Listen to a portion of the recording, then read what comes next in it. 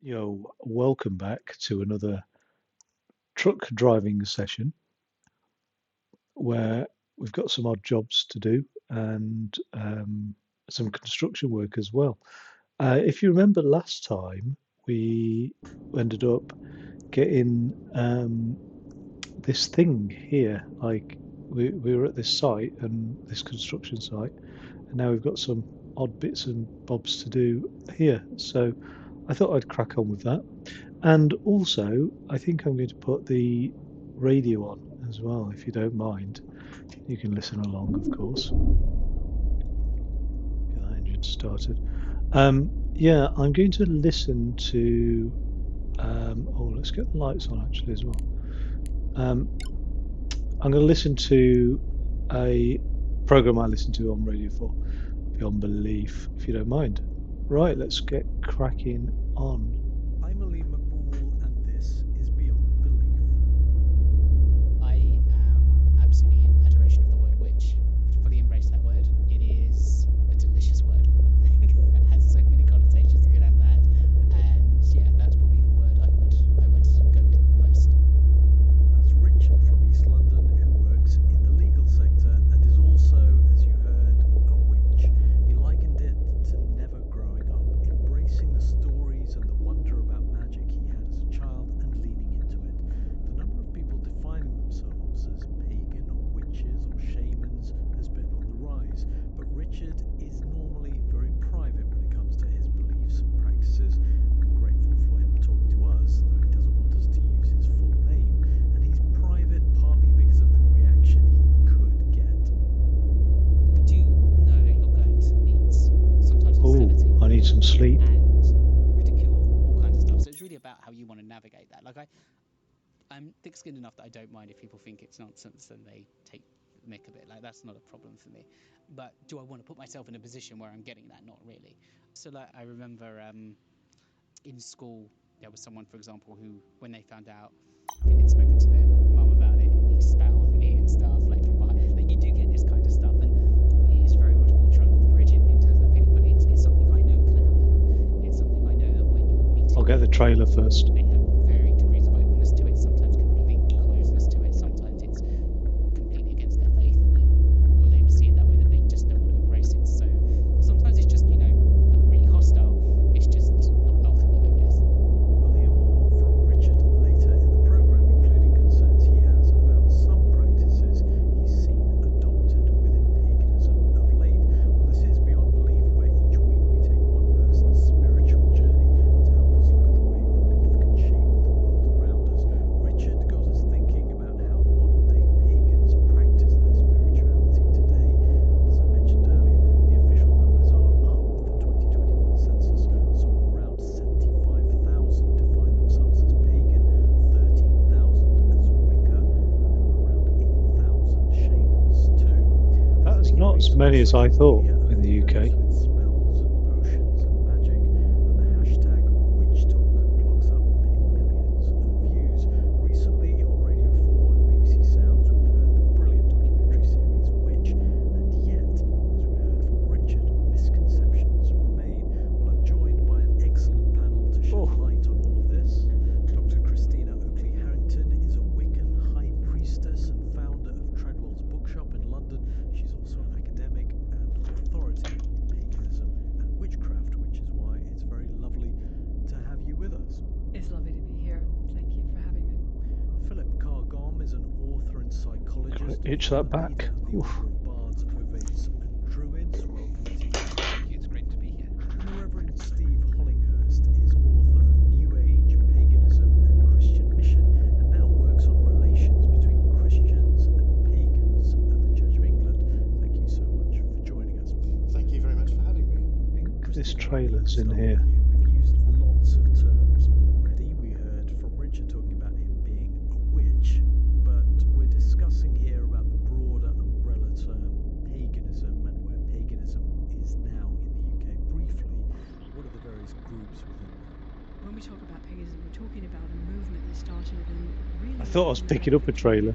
Got going Oh, in well. the 30s, 40s, and 50s of people reclaiming worship of nature and gods that arise out of myth and folklore, and something that 80s and 90s was that more what we might call like subsections and specialisms developed. So people get within that, you find Wicca, which is probably the oldest form of paganism, which is modern pagan witchcraft, of which I think Richard is a member. We find the Druids, which come out of a long history of almost Enlightenment thinking, now gotten a bit more aligned with nature. There are people who reclaim the ancient religiosities of a number of different localities and regions. So the Scandinavians, the Greeks. So you do find people who say, well, I'm definitely a heathen, which means that they're reclaiming and working intimately and personally with the gods and goddesses we might find from those myths. And you've used this word several times already, reclaiming. So it's reclaiming in the sense that it is reconnecting with something that existed, but also reclaiming something, paganism, heathenism. You're talking about a movement in recent centuries, decades, but really when you talk about those terms, they've been used for much longer to refer to people as a form of insult. Yeah. One of the things that happened in the Victorian era in the industrialization of Britain was a loss of the countryside. And at that time, so many people had a classical education and people learned about myths as part of growing up, that Greek and Roman gods and goddesses were known, Pan was known, and the idea of a moon goddess was all over late Victorian and Edwardian poetry. It was a short step to say from poetic love and literary love and nature walk to surely this is religious in terms of sentiment, if not in terms of structure. Philip Cargon, we're talking about poetry, about artistry, about nature. I immediately think about druidry when I think about those kinds of things. What is being a druid? What does it mean in your daily life? The interesting thing about it, if we take the term paganism, a lot of druids don't consider themselves pagan. Only roughly 3/4 of the people who consider themselves druids would conceive themselves as pagan. But we have Christian druids, for instance, we have people from different faiths way. and no faiths. But the theme Christian is druids. of love of nature and of artistry and poetry, very strong in the Druid tradition. And people really are attracted to the way in which it places nature, and with druids, particularly trees, at the centre of their spirituality. When I talked to Richard about what being a witch meant to him in daily life, he talked about certain smells, he talked about diffusing, he talked about nature as well there. There was ritual too. But from what you're saying, are we all in a sense on some kind of pagan spectrum, or is ritual Pagan spectrum. No, it's not actually. I mean, certainly not for druids. I think some people are naturally drawn to ritual and find that it really helps them to change gear, as it were, from a kind of everyday consciousness to a more calm and open state where they can be filled with awe and feel a sense of connection with other levels of reality, other levels of consciousness, and with the natural world itself. But other people are drawn more to a kind of contemplative path. Ritual may feel a little uncomfortable for them, for instance, or it's just not their style, and so they prefer more contemplative paths. Reverend Steve Hollinghurst, welcome to the program. Let me ask you about your journey when it came to paganism. Well, I wouldn't have classed myself as ever pagan, but I was a practicing occultist in my teens.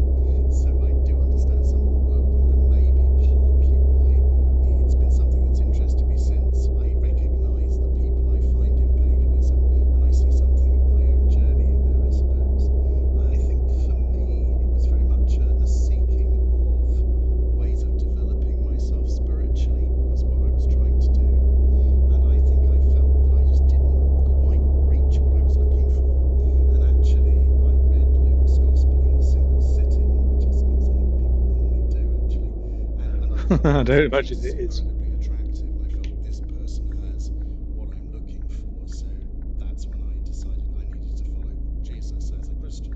So that was about Jesus and his story and his example, and you dabbled in a world where there weren't those examples, or is it just about that It's a particular dickhead. example? Couldn't wait for me to come out, could he? That's a really interesting question. I mean, I think when you explore any spiritual path,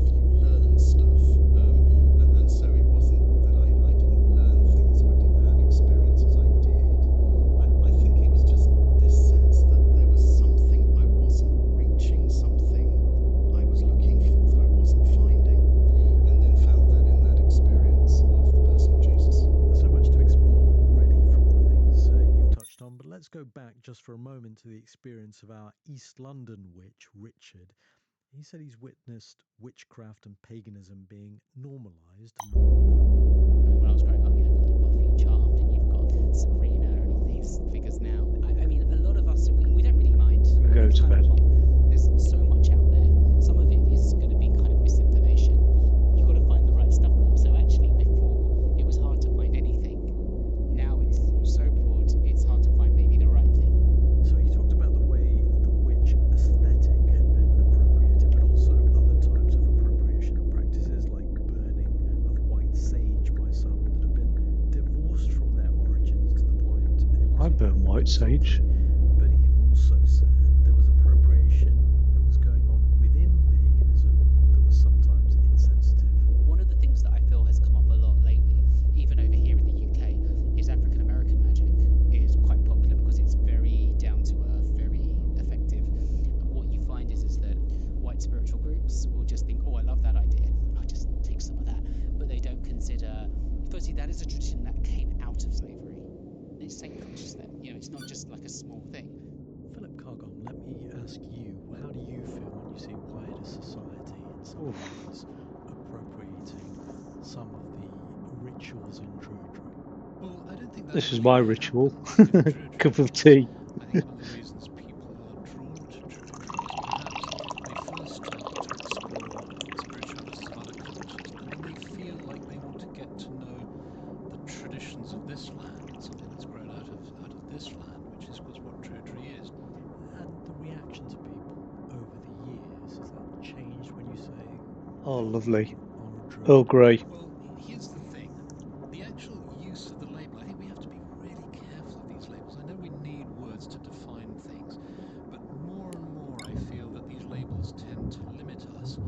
Or if we do use them, we have to understand the kind of subtleties and nuances of them. So, for instance, in using the word Druid, we have to understand that some people treat Druidry as a religion, some people treat it as a spiritual way, some people treat it as a culture, some people are interested in it from a historical point of view, some people are monotheists. There's a whole range of different attitudes to deity, for instance, within Druidry. Dr. Christina Oakley Harrington, I saw you nodding in the corner of the studio there as Richard was talking about some of his concerns about appropriation within paganism, but also talk to me about the way you view the ways in which some Wiccan practices have been appropriated by the outside world.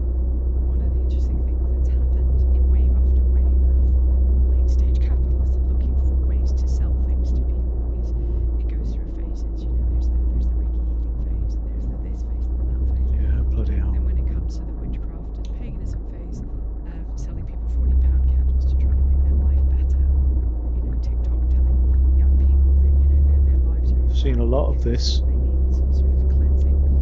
And for those of us who are pagan and have been pagan for a long time, there's a certain amount of distress around this. One of which is that self-empowerment and a reclamation of self and nature is integral to paganism as a spiritual path. Using oppressed people's particularities of their traditions is not.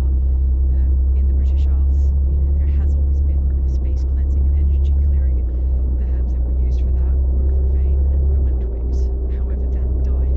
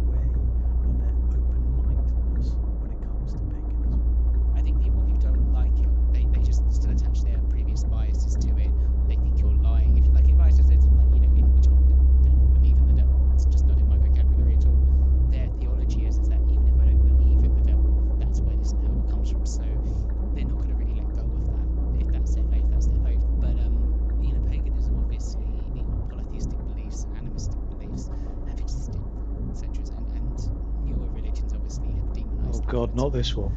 And sometimes canonized. You know, you have the opposite as well. You have goddesses who became saints and things like that. You could say that Christianity is an appropriation of Judaism and paganism. Steve Holmhurst. To some extent, I think Of course, Christianity is. Christianity doesn't have its own culture. I think this is one of the important things about That's understanding. why it spread so easily. So it follows the principle that God became a human being and lived among us. So its missionary principle is to go to places and live as a Noah. And that tends to mean that you take on the culture. And what you do is you seek to express your faith within that culture. Now, I'm also aware, obviously, there's been a history at various times, actually in most cultures, whether Christian or otherwise, of othering people who are magical, of seeing them as threatening. And that particularly happened in the medieval period, during the times when witches were persecuted. And there is a lingering sense of that. So I know when I meet Wiccans, they're obviously nervous, and I understand that. I talked about you as being somebody who is working on improving relations between those in the Church of England and pagans. Are there some within the church who've raised an eyebrow at that or worse? Oh, definitely. Looks like a I have come across people who are very suspicious. Mustang to me. Who think all other religions are ultimately a satanic deception. I think that's a minority view, but it is still very much there.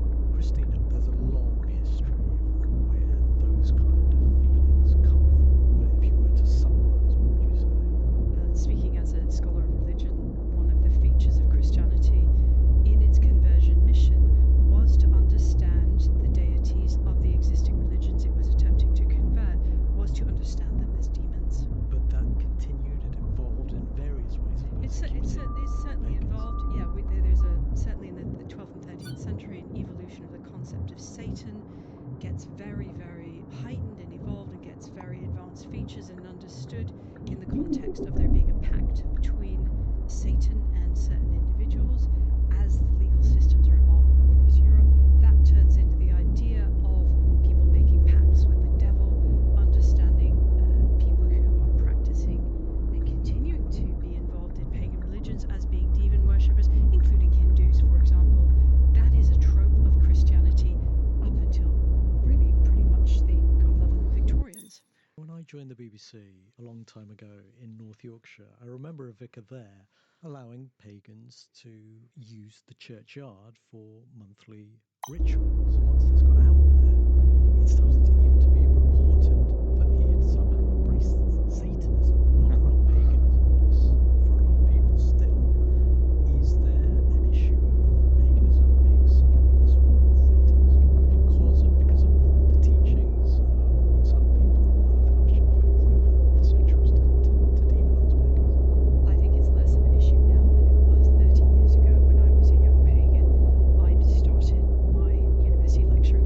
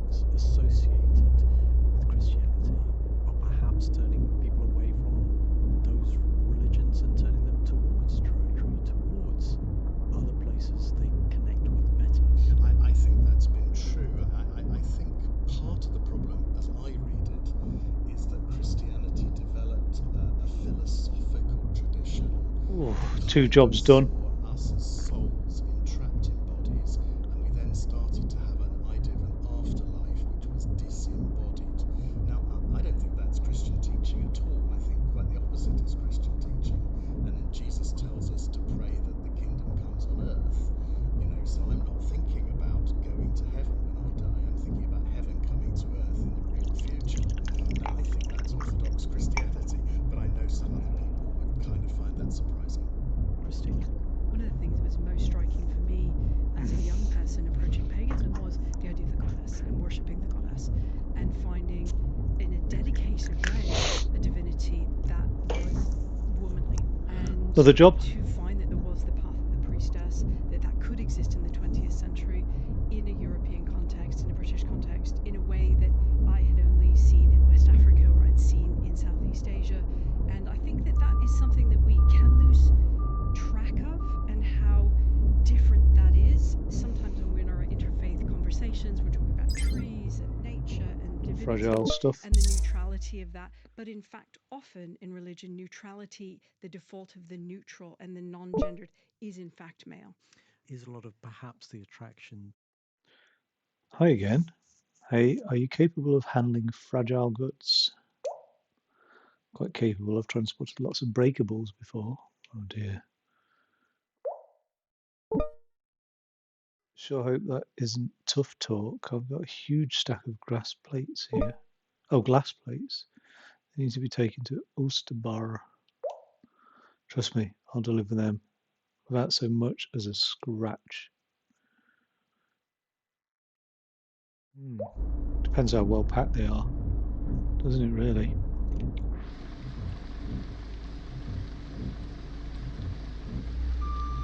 I wonder if there's a damaged thing on this. Might be, I wonder if that's just a little bit of inconsequential sort of chat. Do you know what I mean? Right. Oosterbar.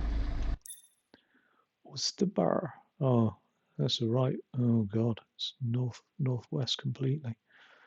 Oh well, we know that route. I can do that, can't I?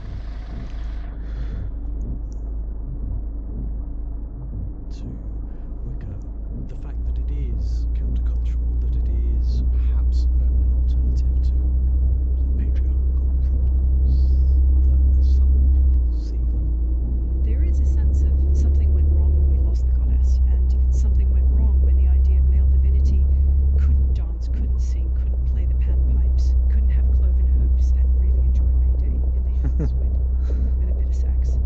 Referring to Pan, I think. I think Christina's point about gender is more to the fore is very important, and so I would want to emphasise the parts of the Judeo-Christian tradition in which the feminine is picked up in imagery and language for God. Philip, we've been talking about the number of people who define themselves in all these various ways being on the increase in the UK. Do you have young people looking for answers from Druidry where they can't find those answers elsewhere? Sure, yes. I think more and more actually there's a real kind of sense of a huge amount of interest actually, and it's because people aren't finding their homes in conventional religious approaches, I think, and Druidry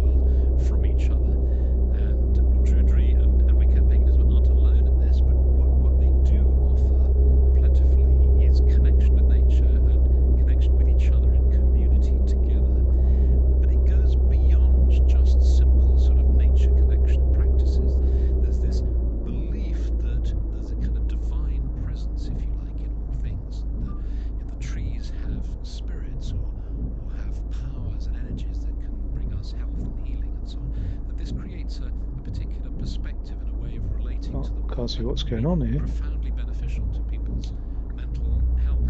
Christina, you've raised a finger. One of the things that people get most nervous Broken about down. to this day with pagans is when they're walking in a park or in a woods and they come across some pagans doing a Dickhead. ceremony. My Tried to experience of overtake having me pagans since I was 23 as years old. as I'm overtaking the bus. That van's tried to How undertake lovely me. it is to go out in nature in a road Unbelievable. for skinny dipping or lighting a fire, but being very aware of what that is going to conjure up in the mind of the dog walker. And it's not neutral, and it is not nature worshipping, it's straight out of a horror film. And for that reason, pagans, although it's absolutely lovely and beautiful as an interior experience, it looks pretty scary to my father-in-law walking his dog out there in the Kent countryside. Philip, any interesting reactions to rituals? I know exactly what Christine is talking about. I can't think. No, I can't think of anything to add actually at the moment. Well, I'm just trying to. Philip, your lot wear white robes and you process in a stately way. Yes. It's not a bonfire with, just a few Skyclad people jumping over the bonfire. yeah. Well, except when you find skyclad druids. I mean, that they exist too. And I'm surprised. I tell you what, I'm really surprised at the kind of tolerance and easygoing nature of the British public. In 50 years of Druidry, I've only ever had a negative remark once. So I haven't experienced that, but I appreciate, Christine, what you say. That depending on what the ceremony is doing. But have you ever actually experienced this? Have you experienced negative reactions from people out there in the woods?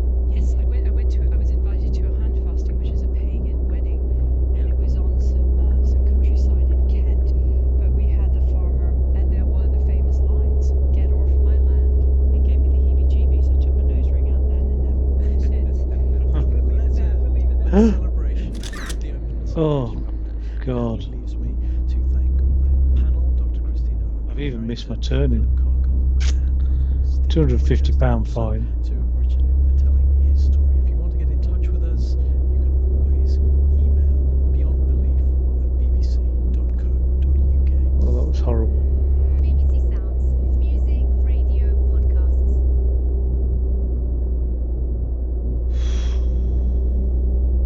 Probably only 800 quid on the job. Yeah, that was an interesting little program actually. One of the there were several different when I went to Stonehenge for it must have been the summer solstice. There was several different sort of things going on, different forms of worship, if you like. Predominantly, well, I can't say predominantly it was druids and pagans and whatnot, but more alternative spiritual practices, if you like.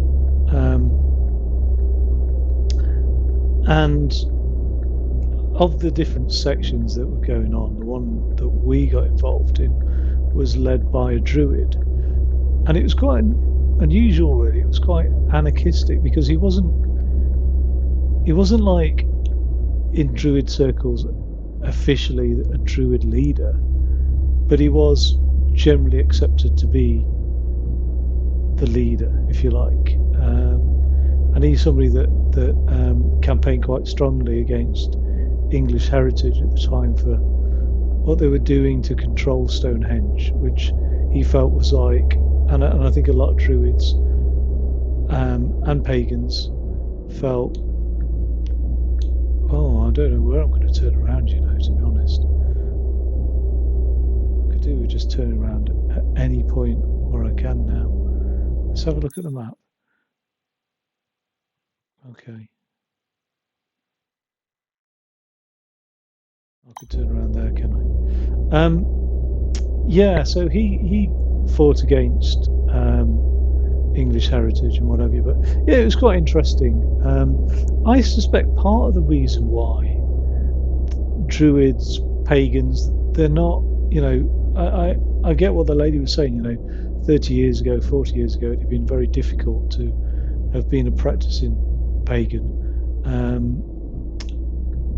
But I suspect part of the reason why it's more accepted now is because of this appropriation, this dilution of the beliefs of so many girls just wearing black and pretending to be witches on TikTok. Do you know what I mean? All this shit basically has meant that people just see it as a bit of harmless fun, a bit like a teenage phase or whatever. So, all right, I know TikTok didn't exist 20 years ago, but what I'm saying is nowadays, I think people don't really see much past the pomp and circumstance, and just tend to look at, they just tend to look at the superficial practices and things like that. I think we've become a lot more intelligent as people in terms of we're not, I don't know what's this going to do when I drive over this curb. Is it going to mess up this trailer? We'll be all right, I think.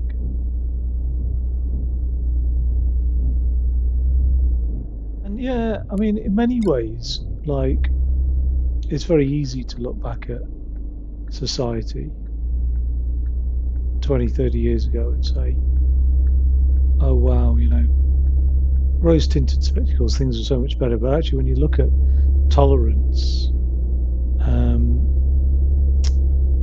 I think things are a lot more tolerant nowadays, for sure. I mean,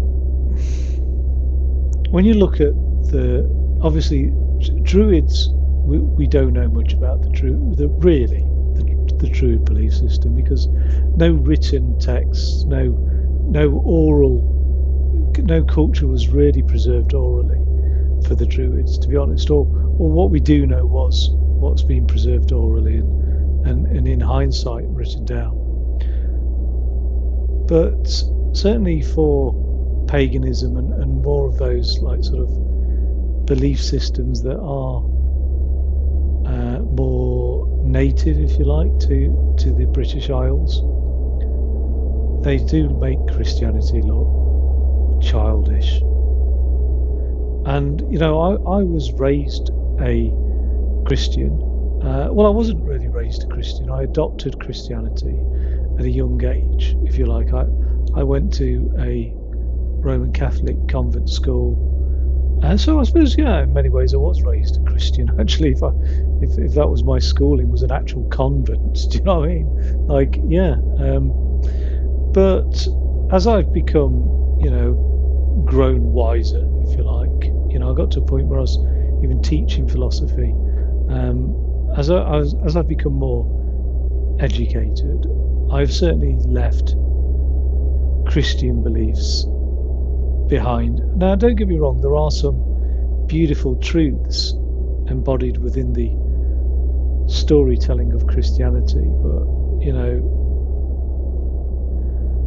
I can't help but think of Christianity as a political tool, really, vying for control. But I do believe, personally, that Jesus was a Buddhist. I believe that there was a Jesus figure, and that actually that Jesus figure was a Buddhist, and not a god, which is against Christian beliefs. But no more godlike than anybody else, shall we say. But I think, there's a man who did incredible things, incredible acts of kindness, etc. And to then say, oh, well, to be that kind one must be a god is really getting rid of, is diminishing what humans are capable of, I think. No. Any human can be kind.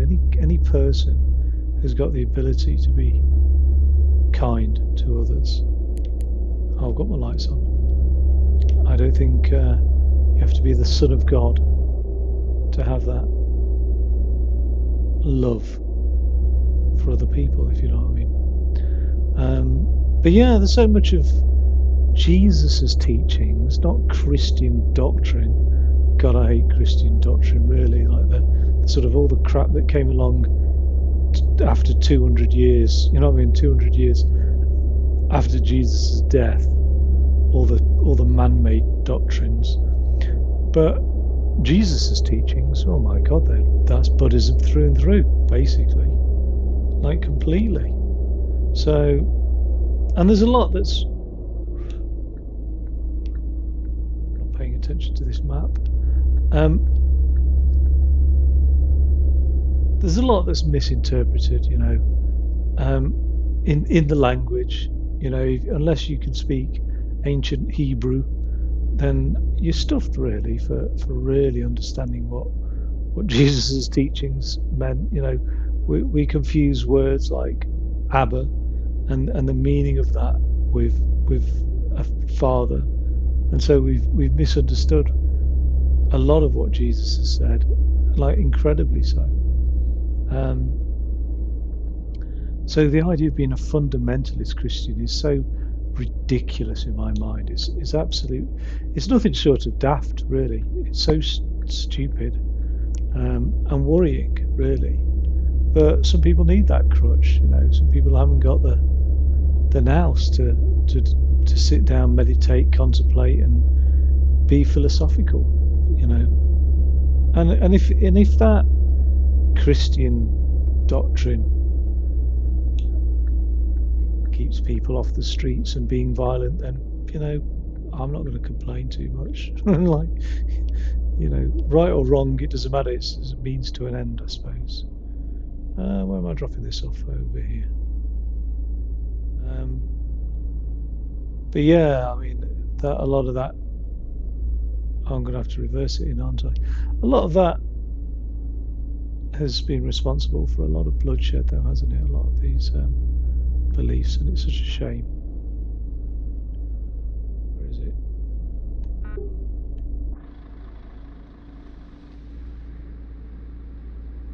Okay, so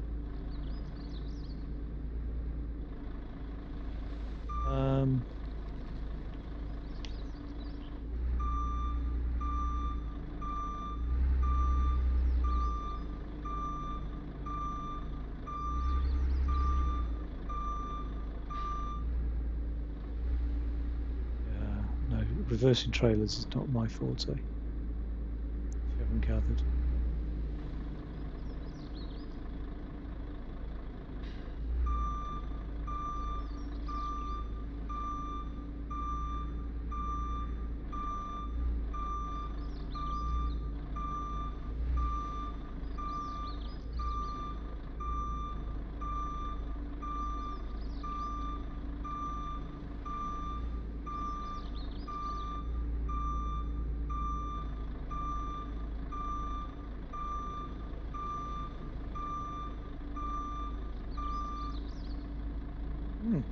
Got 100%. I can reverse third person, but I can't do it in the cab.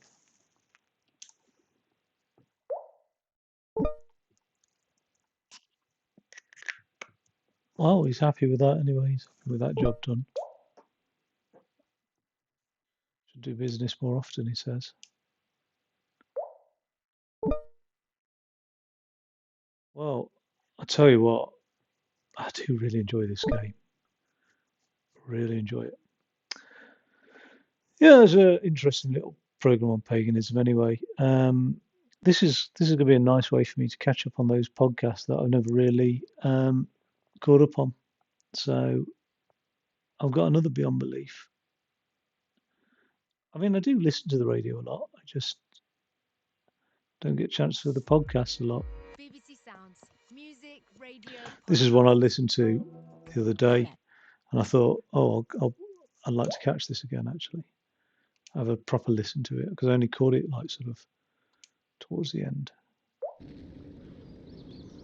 235 quid. Well, at least he thinks I took good care of the breakables. Only did a red light, didn't I? I'm Tina Dahealy. Welcome to Beyond Today from BBC Radio 4, where we ask one big question about one big story.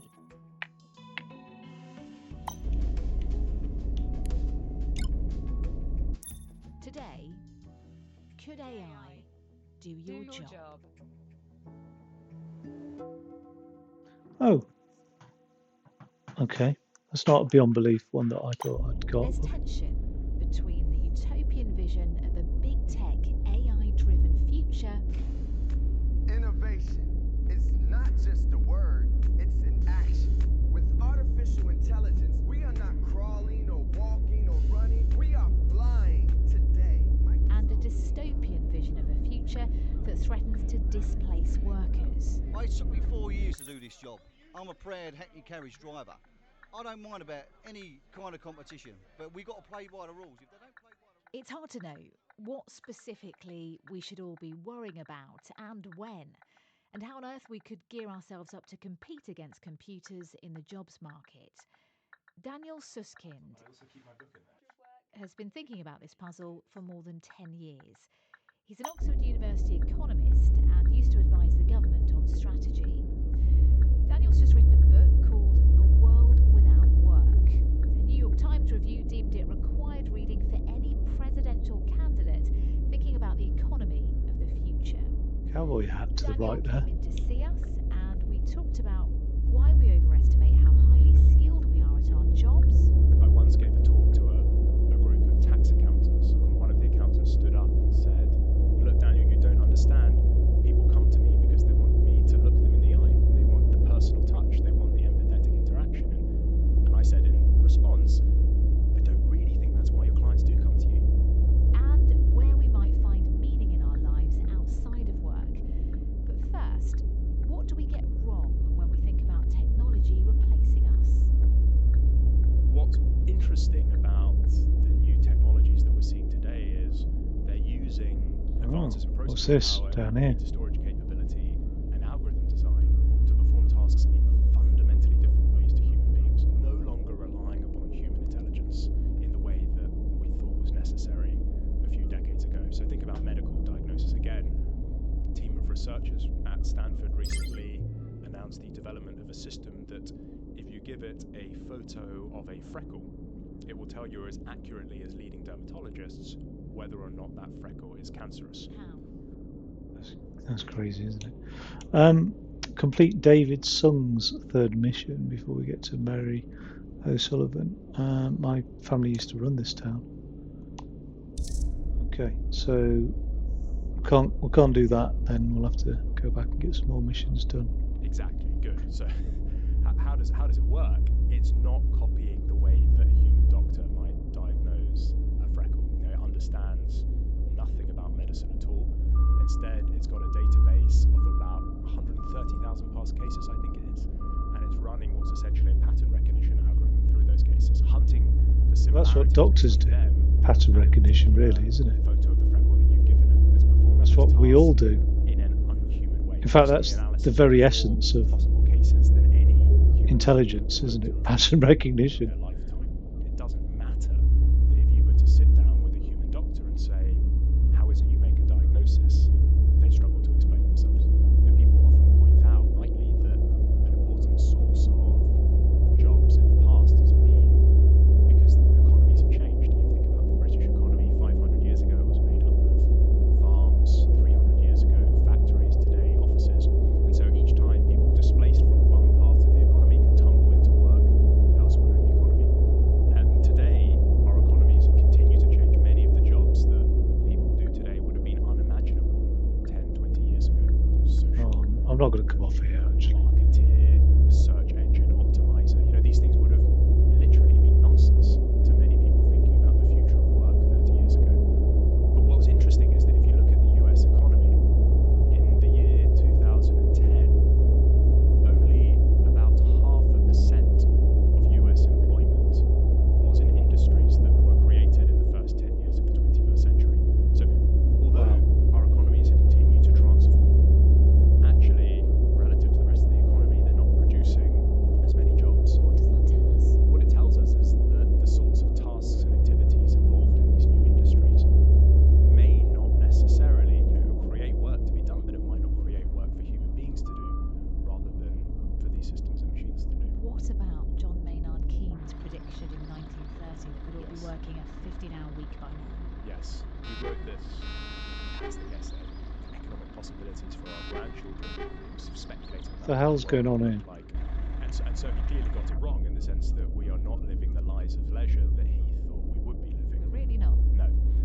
Just a few observations. One is that I think we are drifting slowly in that direction. So if you look at the number of hours we work, they have fallen steadily, although not as precipitously. And I would say to that, to counter that we are always on now. Before you could work a 9 to 5 day, finish work for the day. Now that continues into emails, messages, WhatsApp groups.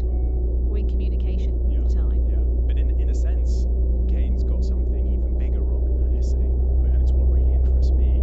The most important claim he was making in that essay was that as our economies grow, eventually we're going to get to a point in time where if we think of the economy as a pie and slice up the pie into even slices for everyone, he was looking ahead. Jesus Christ. Saying, well, in 100 years, What's he doing here? that slice of pie that everyone will get will be large enough that they don't have to work. You know, the struggle for subsistence, Idiot. economic problem, which He's reversing into me like a total dickhead.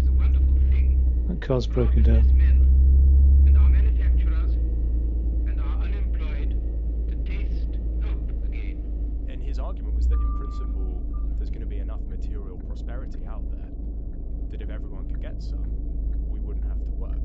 And he was right in the sense that if you take the global economic pie today and divide it into equal slices, everyone in the world would get about $11,000. In 30 years, it would be about 20,000. In 60 years, it would be 40,000. We have come very close to solving that economic problem, the struggle for subsistence. If you were to go back a few hundred years, most people in the world would have a few $100s. Most people lived on or around the poverty line. What Keynes missed in that essay, though, of course, was that this pie doesn't slice itself up miraculously and evenly share itself out. I was going to say, there is powers concentrated in fewer hands. Exactly, and this is, I think, the most important argument in my new book is that what he really neglected there was this distribution problem. In the 21st century, we're going to be more prosperous than ever before. The challenge is increasingly going to be, how do we share out that prosperity? And I don't think it's a coincidence that today people are worrying about automation at the same time as they're worrying about rising inequality. The two things are very closely related. It's about the market, and in particular the labour market, not doing a good job of sharing out prosperity in society.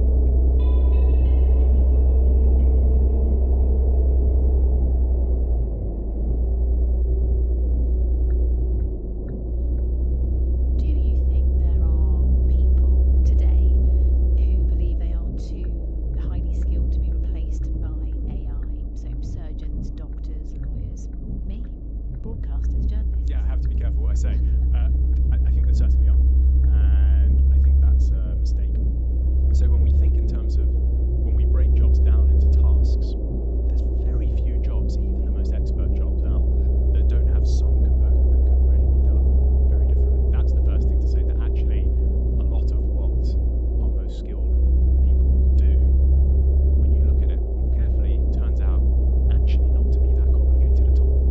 But we're always going to need people to have soft skills that only a human can perform, surely. So with a doctor, it's all about their bedside manner, as much as it for me as a journalist is about the contacts I cultivate, the relationships that I have with people and build with people.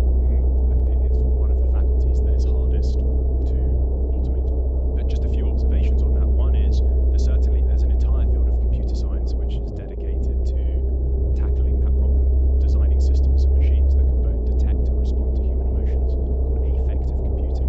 I think, and this isn't in no way to sort of underplay or undermine the importance of empathy and the value of interpersonal interaction, but I think there is an extent to which, and particularly white-collar professionals, overstate the importance of these things in their work. I once gave a talk to Yeah, I think so. a group of tax accountants, and one of the accountants stood up and said, he was a particularly boisterous accountant, and said, look, Daniel, you don't understand.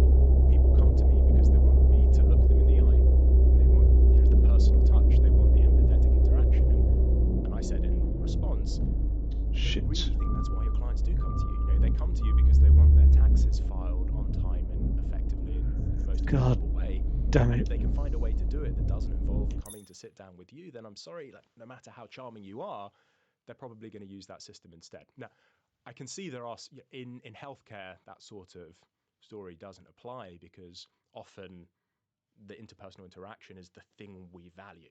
we want someone to be there. Similarly in education and similarly in other parts of our lives. Journalism. Well, journalism is fascinating. There are systems that can write news reports and weather reports and earnings reports and sports reports far more efficiently and effectively. And this just goes to the point that there certainly are parts of journalism. Get into the garage, get that repaired. Personal interaction where it's really important. But there's also a lot of what journalists do that doesn't involve those things. Tell me about the professor who uses facial recognition to see if students are bored. So he's a professor in China who has a system that can detect whether or not students in class are bored. It goes to this point that there are systems now that can detect human emotions and can read human expressions more insightfully than we are able to. There are systems that can, if you're sitting, they can tell whether or not someone in a courtroom is lying under cross-examination. How accurately? More accurately than many leading lawyers.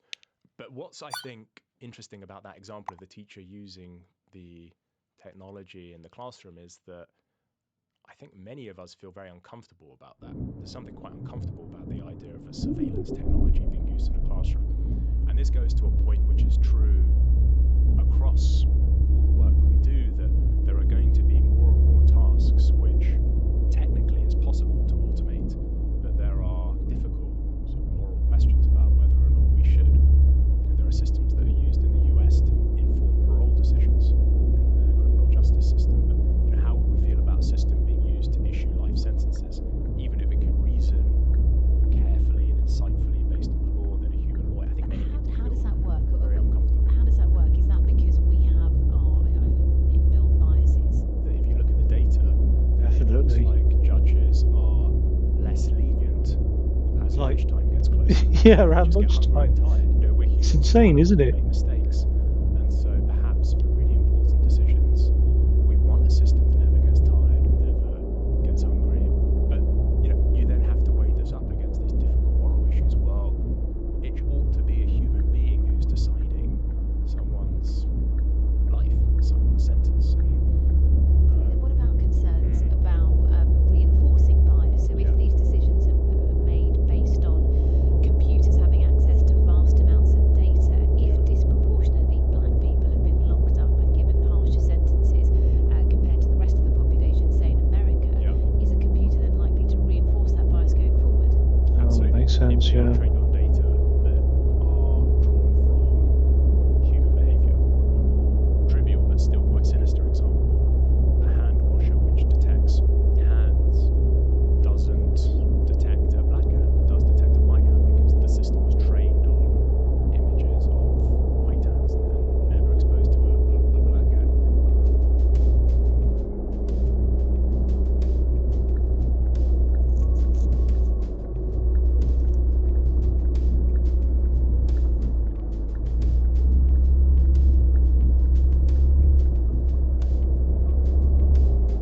Get fed up with those lights changing on me all the time.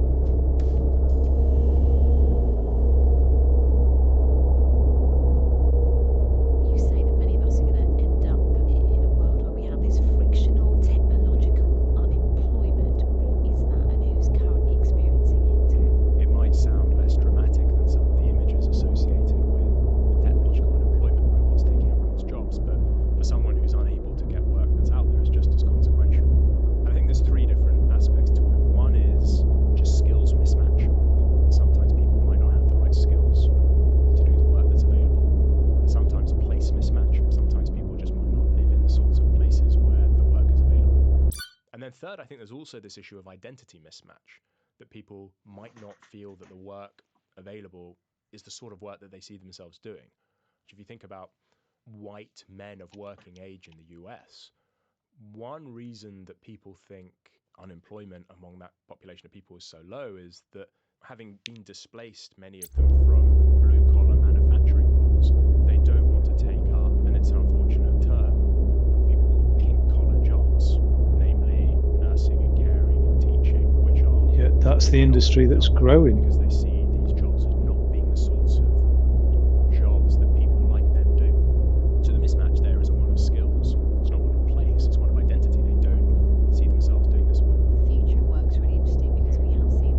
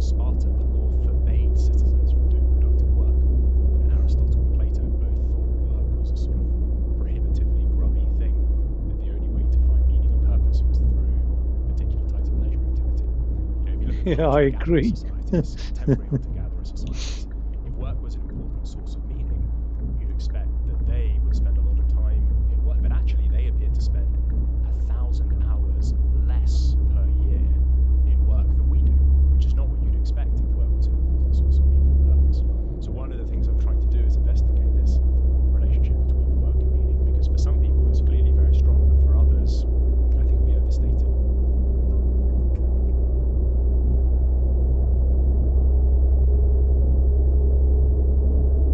A lot of people will feel that the future sounds scary in this context of AI and technology. How can we prepare ourselves for the future? I mean, I should say, I don't think there's going to be a technological big bang in the next few years, after which lots of people are going to wake up and find themselves without a job.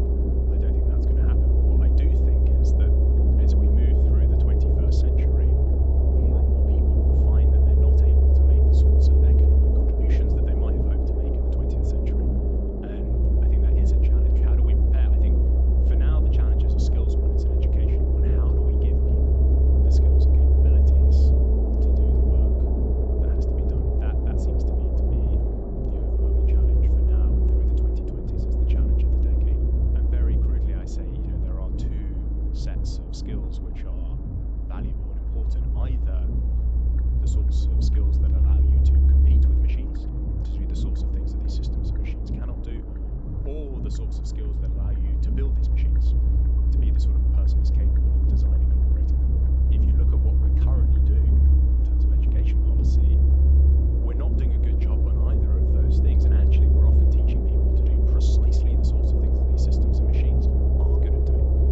I spend quite a lot of my time teaching maths and economics, and I know that out there are apps like Socratic and Photomath, which if you use one of these apps to take a photo of these maths questions, it will read the photo, identify the problem, solve the problem, and give you an answer. I didn't know those apps sort of existed. What kind of politics should we be thinking about to reflect Crazy, the isn't new it? world?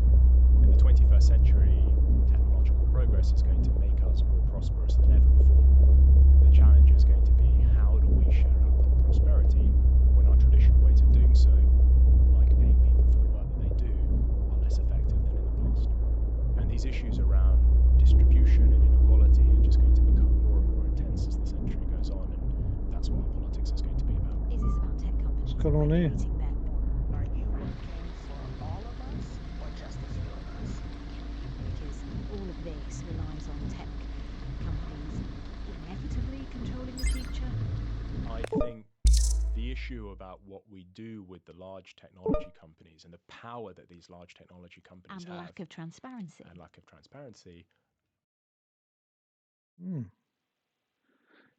Good to see you. We are currently receiving building orders from customers much further away. That's great news. I've got ample experience with long hauls. Really?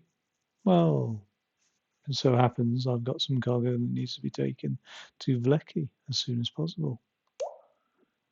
Maybe my pleasure to take it there for you. Oh, it will be my pleasure to take it there for you. You can pick up the trailer at our storage depot. Where is that? Already on my way. Well, I don't even know where it is though. So, but this is odd because what the hell's gone on here? This whole thing wasn't here before. I was like used to driving into the yard and stuff, and now this has all changed. So how? I mean, I don't know what's gone on there. Oh, well. Right. I've got some difficulty though, because once again I've got to go to sleep. And where is it? Oh, it's in their storage facility. The bed's that way. I suppose it's not that much of a detour. God, I wish there was a bed down here, you know. Right, we'll head off to bed and to get some stamina regen. Are going to become increasingly important as well. The things that we think of as being most valuable from these large technology companies are free. There's no price associated with them at all. We're going to have to look at the power of these large technology companies, not through competition policy and economics, but through sort of moral philosophy and political philosophy. And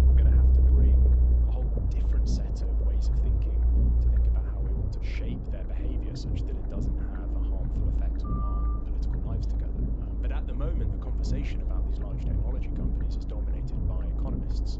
Now, it might sound like I'm shooting myself in the foot, but I think you have to recognise that the sorts of problems that these companies pose are less and less, I think, about economics and more and more about politics. When is all of this going to happen? I know you don't like predictions, but is this all happening quicker than we think?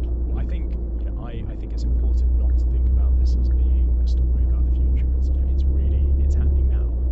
I mean, to my mind, this is not something that lurks in the distance that we need to be sort of cautious and keep an eye out for. I think we need to start thinking about now because it's already starting to shape the way that we live together.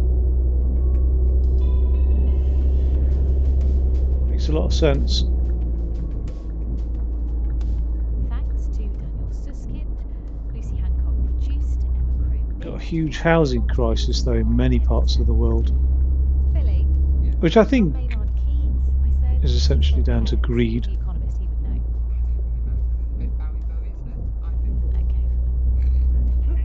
Well, your answers on an email, beyonddoctoday@bbc.co.uk, or you can use the hashtag BeyondToday. Thank you for listening. Your feedback is appreciated as always. Matthew will be back tomorrow.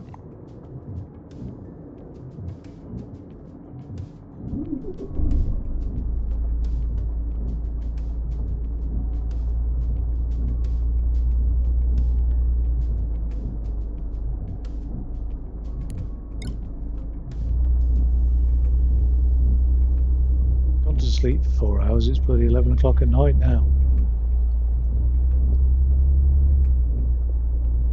I don't. It's not. Makes sense. This sleeping.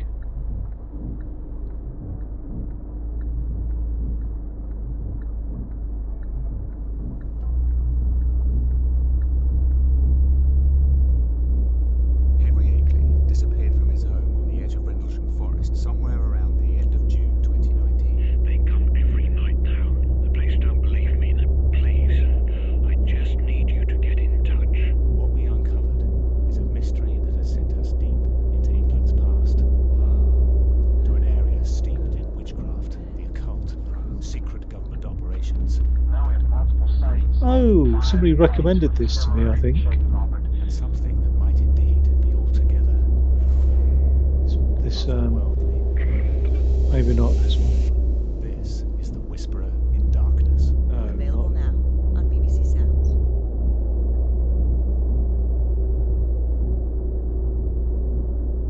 I think people are very, very optimistic towards the future of AI replacing jobs. I think the future is actually it's going to be quite bleak in a transitionary period.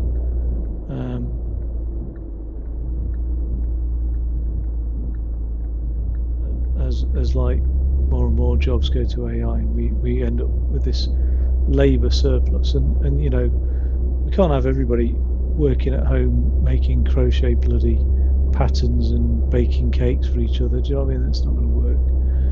We do need people in productive roles. Like this idea that everybody's going to become like an arts and crafts person or something like that. No, it's not going to happen. But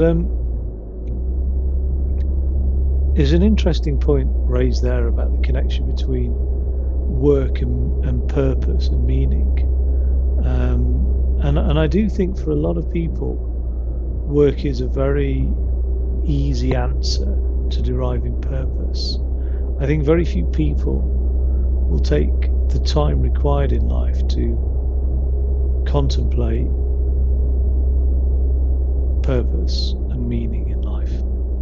I think it's a very difficult journey. It ultimately involved the sort of long, dark tea time of the soul, if you like. And I just think, it's too easy to think, my purpose in life is X, Y, Z. And of course, it's all very much tied up with money. And that's one of the big difficulties, because actually you can work without earning money. You can earn money without working, do you know what I mean? So the two seem to do have some correlation, but it's not necessarily a definitive relationship between the two, really. It's complicated because we do like to have value. We do like to have value in society, and we do have a transactional sort of social system where we sort of judge each other on value. We do tend to have transactional exchanges with other people.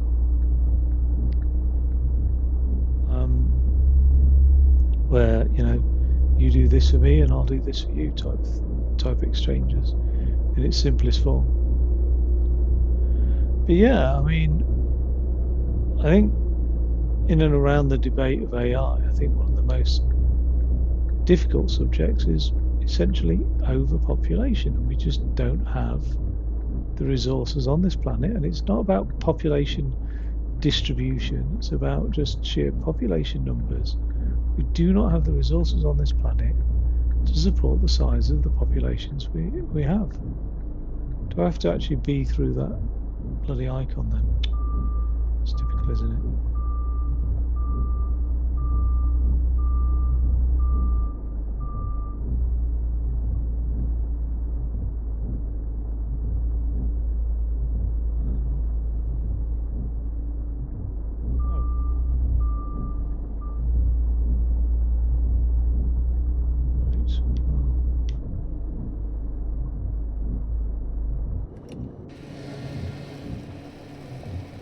So that's another Beyond Belief episode.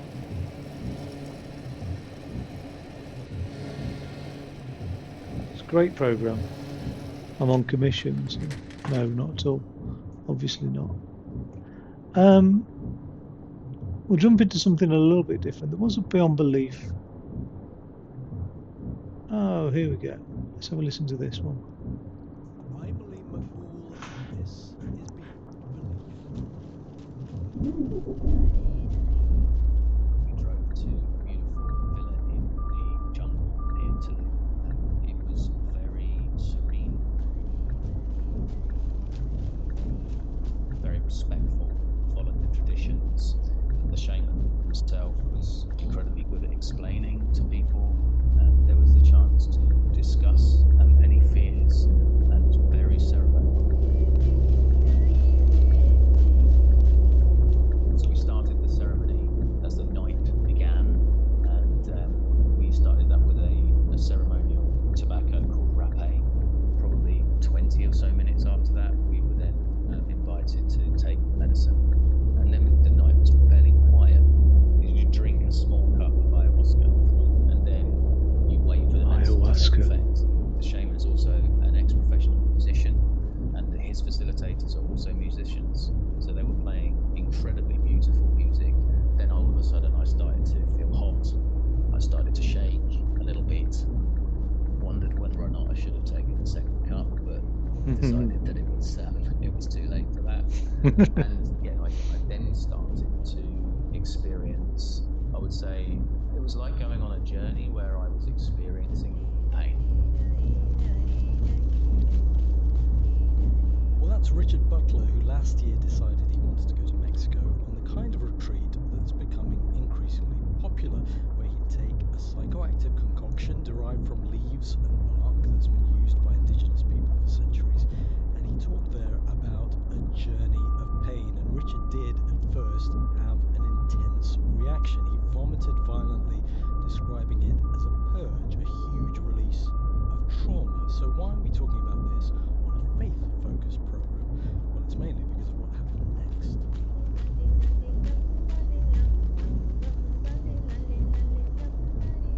I came completely out of that state where I felt like I was purging for other people, and felt an intense and probably indescribable connection to source, to the creator, and actually to Jesus. And I remember thinking, well, as I started to see like a matrix of colors, greens and reds, and I could see happiness and so much joy and love, and I just thought, well, wow, this is on to this Vlecky is an then. energetic world that we never see. I'm seeing that. And we'll return to Richard Butler's story later, asking why he felt he was very specifically connected connected to Jesus in that moment and hearing the surprising impact he says it's had on his everyday religious practices. Well, this is Beyond Belief, where each week we take one person's journey and we take a look at what it tells us about the way in which faith and spirituality shape the world around us. Richard's story got us thinking about something that's being studied more and more, the connection between psychedelic drugs and spirituality. Harvard Divinity School has a project looking at psychedelics and the future of religion, and a lot of the studies into the medical effects of psychedelic drugs talk of participants experiencing spiritual connection. But we're talking about drugs that for the most part are currently illegal here, so why are more and more people travelling long distances to experience this? With us we have a terrific panel to shed light on all of this. The Reverend Rita Powell is an Episcopalian priest and a chaplain at Harvard, but also took part in a study at Johns Hopkins University where they gave psilocybin, the active chemical in so-called magic mushrooms, Did she really? of religious leaders. Sounds like an interesting time. Reverend Powell, thank you so much for joining us from Cambridge in Massachusetts. Very happy to be here. Thank you. Dr. Ben Sessa is a psychiatrist who's been involved in psychedelic research in the UK since the late 90s and will help us, among other things, navigate the world of what's going on physiologically here. Dr. Sessa, thanks for being with us. Thank you very much, Aleem. Great pleasure to be here. And Dr. David Luke is Associate Professor of Psychology at the University of Greenwich, who specifically looked into spirituality, psychedelics, and exceptional human experiences, and with whom we'll be talking a little bit about both the positive and negative sides of all of this, as we will with all our guests, and spiritual traditions around the world that have embraced the use of drugs in some form. Dr. Luke, good to have you with us. Thank you, Aleem. Very pleased to be here.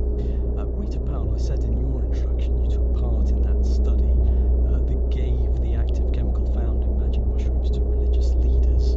Tell us a bit about that. How were you involved in that and what happened? Well, it was an interesting journey, both the experience itself, but also the preparation for it, because I spent about a year considering whether or not it was ethical for me as a religious professional to participate in the study. There is so much language in my tradition, the Christian tradition, that is suspicious of so-called shortcuts with something like psilocybin. So I had to spend quite a bit of time imagining whether it was really possible that God could possibly speak to me or communicate through such a framework. And I came to the conclusion that it was at least worth a try. And so I had the experience in 2016 because these substances are being used in clinical trials to address specific therapeutic issues, but people were having recourse to mystical language to describe what happened to them. I think they began to be curious to see what would happen if people who were well versed in spiritual language experienced these, and to sort of see what happened. So it was qualitative research. It was about you describing your experiences afterwards. Yes. And what were they? Well, in my case, it was very much one of unknowing, unsaying. It was an experience completely beyond sense perception, which wasn't what I was expecting, and I don't think it was what the study was necessarily expecting either.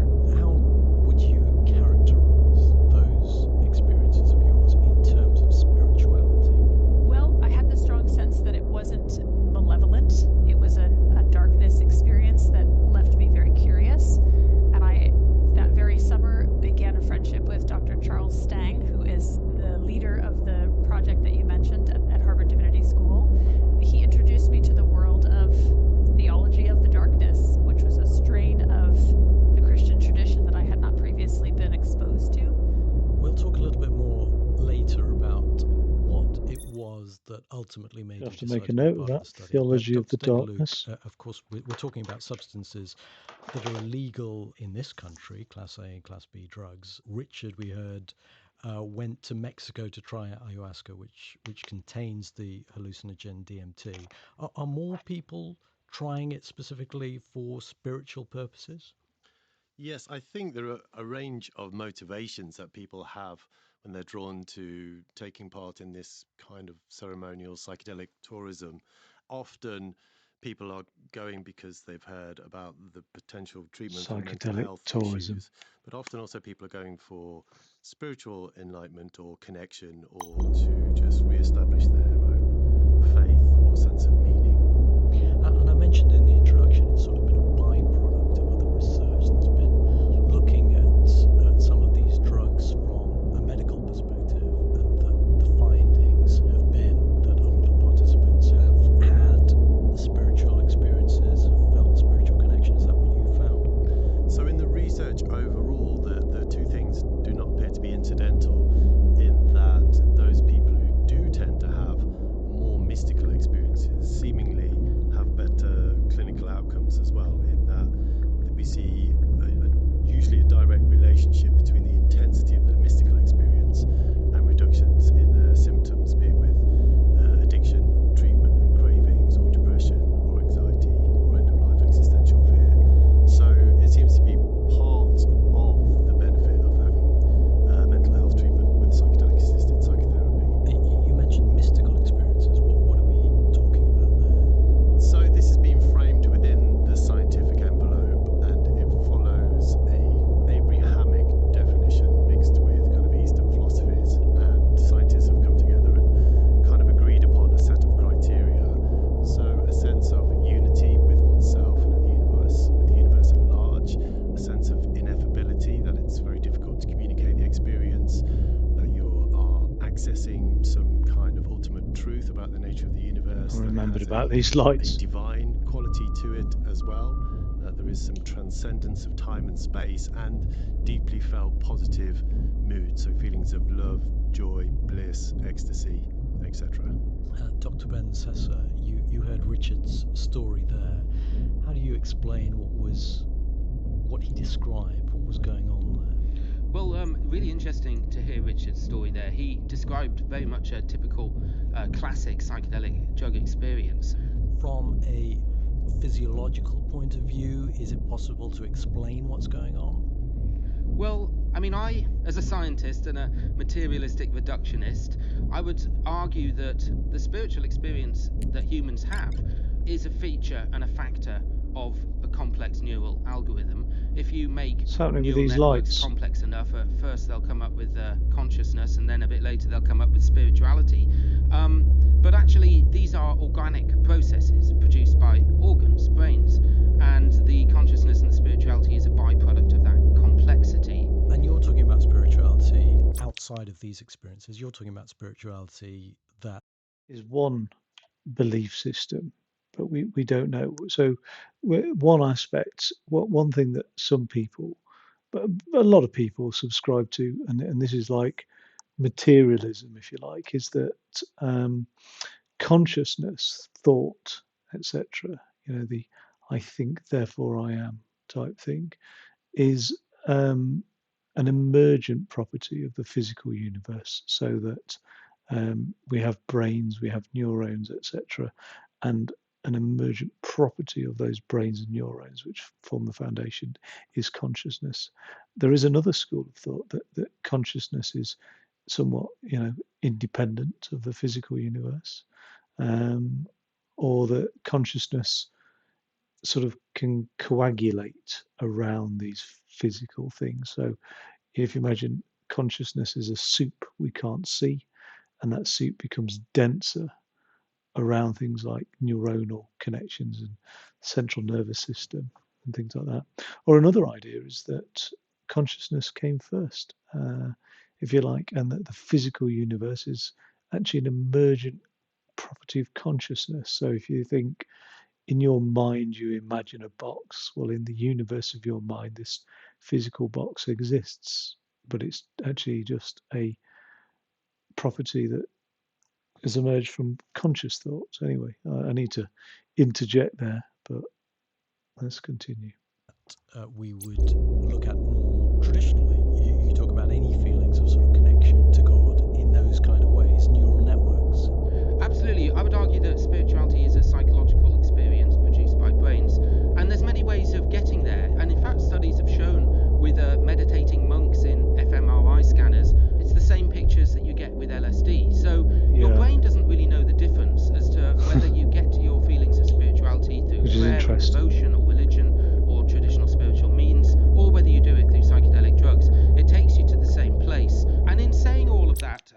don't mean in any way to take. And while I would agree that these things can take you to the same place, and the lady mentioned earlier the idea of psilocybin, or she specifically mentioned psilocybin or LSD being a shortcut. She used the word shortcut to these endpoints of understanding truths about the universe and our existence. Whilst I would agree that they are shortcuts and they will take you to the exact same place, what I would disagree with is then when you get there, how you understand and interpret what you are exposed to, and having the discipline to be able to process that. If the endpoint is a huge realization about the nature of existence, well, have you gone through the 5 to 10 years worth of self-discipline and training to be able to understand and integrate that knowledge within your life? And the difficulty in the West is we like our shortcuts, we like our quick fixes, but that can prove very problematic on a journey of spirituality, or ultimately towards enlightenment. Okay, I'll try and stop interjecting anyway, but there we go. Anything away from the beauty and wonder of the spiritual experience. It's an essential experience. It's part of full humanity and living. We have fuller, more perfect human lives if we have spirituality. But it will sound quite sad to people that their spirituality is reduced to a sort of something that happens over a kind of neural junction. Well, it sort of is sad if you want to call it sad. I mean, those of us that work in neuroscience don't consider it sad. We consider it wondrous what the brain can do. It brings us everything from art and music and literature and love and connections and attachment and child rearing and all the beautiful parts of humanity. But yes, it is all done by physiological mechanisms. But that doesn't take anything away from it any more than physics and particle science takes anything away from the beauty of the wondrous universe around us. What's really important about psychedelics, though, Aleem, is that what we have here is a tool that allows us to experience spiritual type experiences with a tablet. And that's marvelous because we know that spirituality is good for people. And your brain doesn't know the difference as to whether it's mystical-like or actually mystical. The point is, it's good to do it. It's good for you. But I'm minded of a phrase by Aldous Huxley in this regard, who said that psychedelics are the occasion rather than the cause of the spiritual experience, and that, of course, any experience of consciousness is going to involve brain activity and brain states, but that doesn't suddenly make God disappear. There is an awful lot to get into there. There's an awful lot more to hear from all three of you, but let's go back for a moment to the story of Richard Butler, someone who had his faith stirred both by psychedelic experiences but also through meditation. And in that journey, I was saying over and over again, obviously not saying it out loud, Jesus is here. That connection was to the Creator, to God, and I'd never been a person of great faith until that moment in time. I was brought up a Catholic. My mum's quite religious, and she's always said to me, you can always talk to Jesus whether you want to. But I've never had that connection. But I remember going to see her after this meditation retreat because I was just in awe of the level of connection that I felt with God, with Jesus. And I associated it with Jesus because that's my upbringing, brought up in a Catholic school and I'm going to Catholic church, etc. Maybe if I were brought up in a different part of the world, it would have been a different vision. But I said to my mum, glad he recognises that. You've got a faith. I know. I don't need to have faith in something because I already know that there is a creator and that love really is the ultimate emotion. So Richard says his experiences have profoundly changed him in his everyday life, making him more generous as a person, but also, and I found this fascinating, making him buy a Bible, pray, and embrace aspects of faith we would recognise as being much more traditional. Dr. David Luke, is that a common phenomenon, that it sort of opens the door to something that does look like traditional religion? So we do see an increase in spirituality, generally speaking, after profound psychedelic experiences, and how they are enacted really depends. Can't get rid of the trailer. Generally, we're seeing a move away. Can't get rid of this trailer. And I don't know why it doesn't. Look, it's doing it all over the place. I'm going to save this as. Oh damn it! It's done it as like I can't determine which slot. It does annoy me that this game seems to bug out like that. I don't know why. It's weird. I don't get it. Well, I'll fiddle around with it for a bit. Now, one thing that they haven't mentioned so far, anyway, on the program, seems to be okay, is they've talked about drugs and spirituality. All right, fair enough. But one thing that they haven't mentioned, it's not necessarily connected to drugs per se, is a concept of spiritual bypassing. Now, one of the guys mentioned on here that he said to do with trauma, and one of the first stages of psychotropic or psychedelic, whatever drug use, is dealing with self and your own ego. What makes you who you are? You know, one of the ladies said it was a journey of unknowing, and that's so true. The spiritual or the journey of enlightenment that can be aided with the use of psychedelics is definitely a journey of deconstructing self, if you like. And one of the things that can have a huge impact on self is trauma, early childhood trauma, has obviously the deepest and most profound impact. And psychedelics will not allow you will not be able to progress a journey until you're able to overcome trauma, basically. Oh, look, there's something over here. Let's get over there, see what it is. David Sung. Oh, it's a very awkward way of getting over there, isn't there? Look, I have to go down here and then back up. Which is very weird, isn't it? Yeah, because I can't go that way. Oh well. Let's do it then. Let's go and check out David Sung. Yeah, and so one of the difficulties, though, is in spiritual bypassing, what people tend to do is they tend to ignore the trauma of their self and lives, and tend to claim a spirituality that is pseudo, it's fake. It's a fake, oh, I'm doing yoga exercises on my Instagram account, because what they've not really gotten over is the fact that daddy didn't really love them, and therefore they just crave male attention on Instagram. Do you know what I mean? That sort of stuff.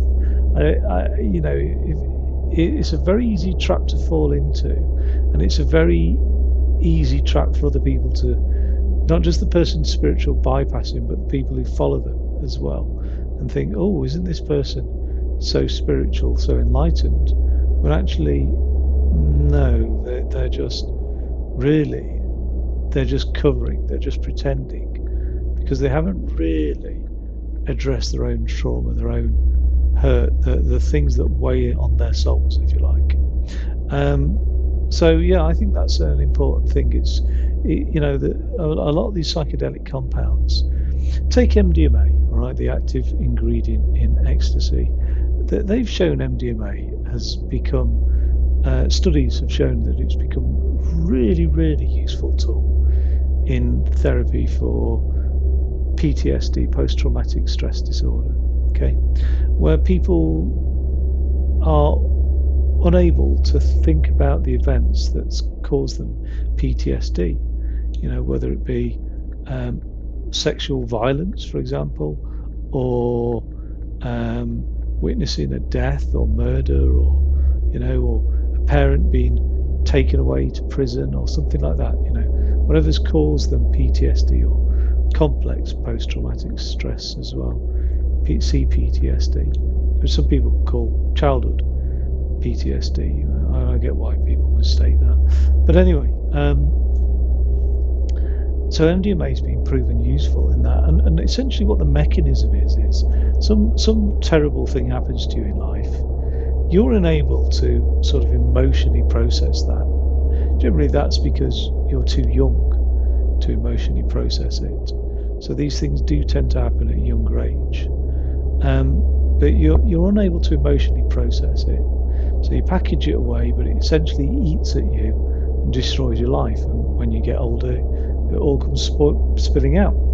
Now, the only way to deal with the PTSD and the effects of that is to actually focus on the event, to actually think about the event and actually deal with it, right?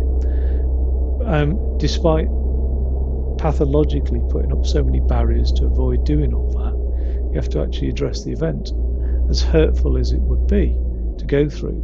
But people aren't willing to hurt themselves, put themselves through hurt.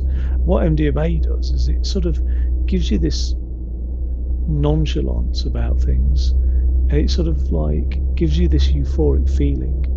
Whoa, I was about to go in there. Where you essentially don't care about the pain. Well, I could have turned around there. I could have 180 there, I reckon, if I'd have been quick enough. So you're able to process and deal with those feelings of hurt. So where am I going to turn around now? Let's use this bus stop and the pavement. At least I didn't fall through the planet again. Be careful not to run that lady down. Okay. So yeah, you're able to have the pain relief, so you don't actually have to go through the pain, but you're able to then talk about, think about, and process an event that's occurred in your life, all right? So there is a huge amount of like sort of pain relief, if you like, with these drugs, and I think what can happen is, again, people can fall into this trap that they're on these drugs and they suddenly feel like everything's wonderful in life. You know, they're able to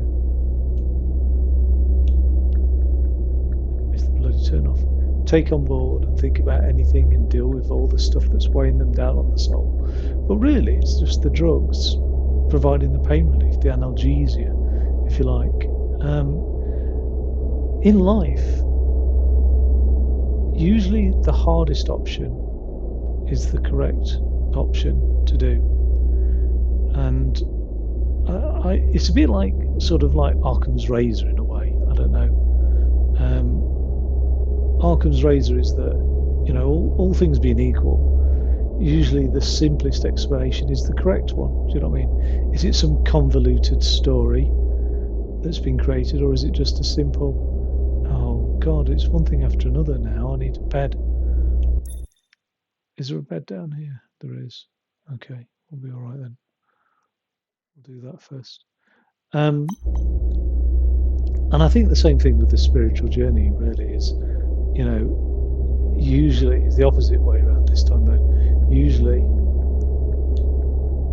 the correct path is the hardest decision to make. And that's a beauty about our spiritual growth actually. It's a beauty about the universe in which we find ourselves in, that will constantly reign true. I in my own experience and that of many others, I think it's definitely the case. You know, like one of the hardest things is forgiveness, and yet that is more often than not the correct thing to do.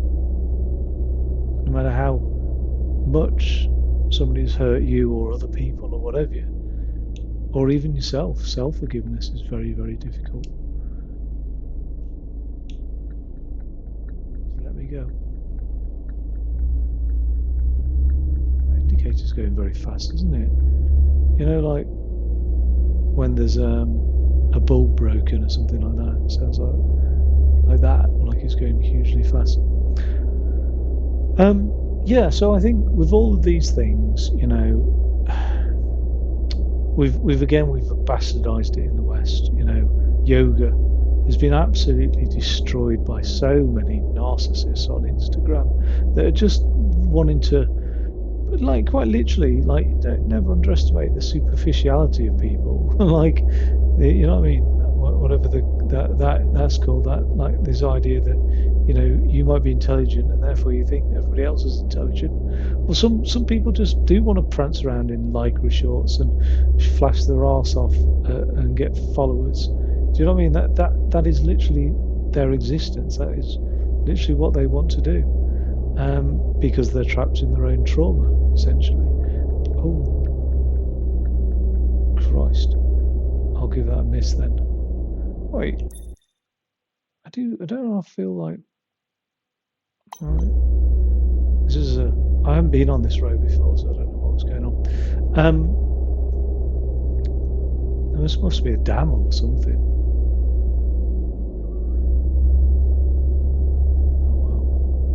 So yeah, as much as this program seems to advocate drugs being a very viable option towards attaining spiritual growth, I think it has to be taken with a pinch of salt, and it has to be taken with an intelligent understanding, really. Oh God.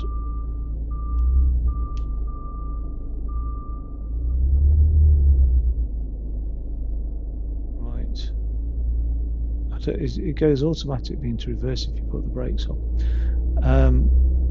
Yeah, I think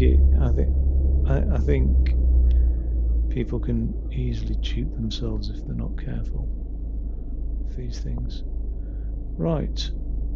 I suspect I will not be able to get a job out of this guy up here. So, but what I'm going to do anyway is he let me go or he's going.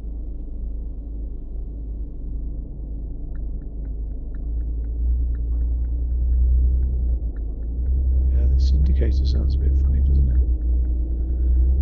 Let's go and have a nap over here. This rest area.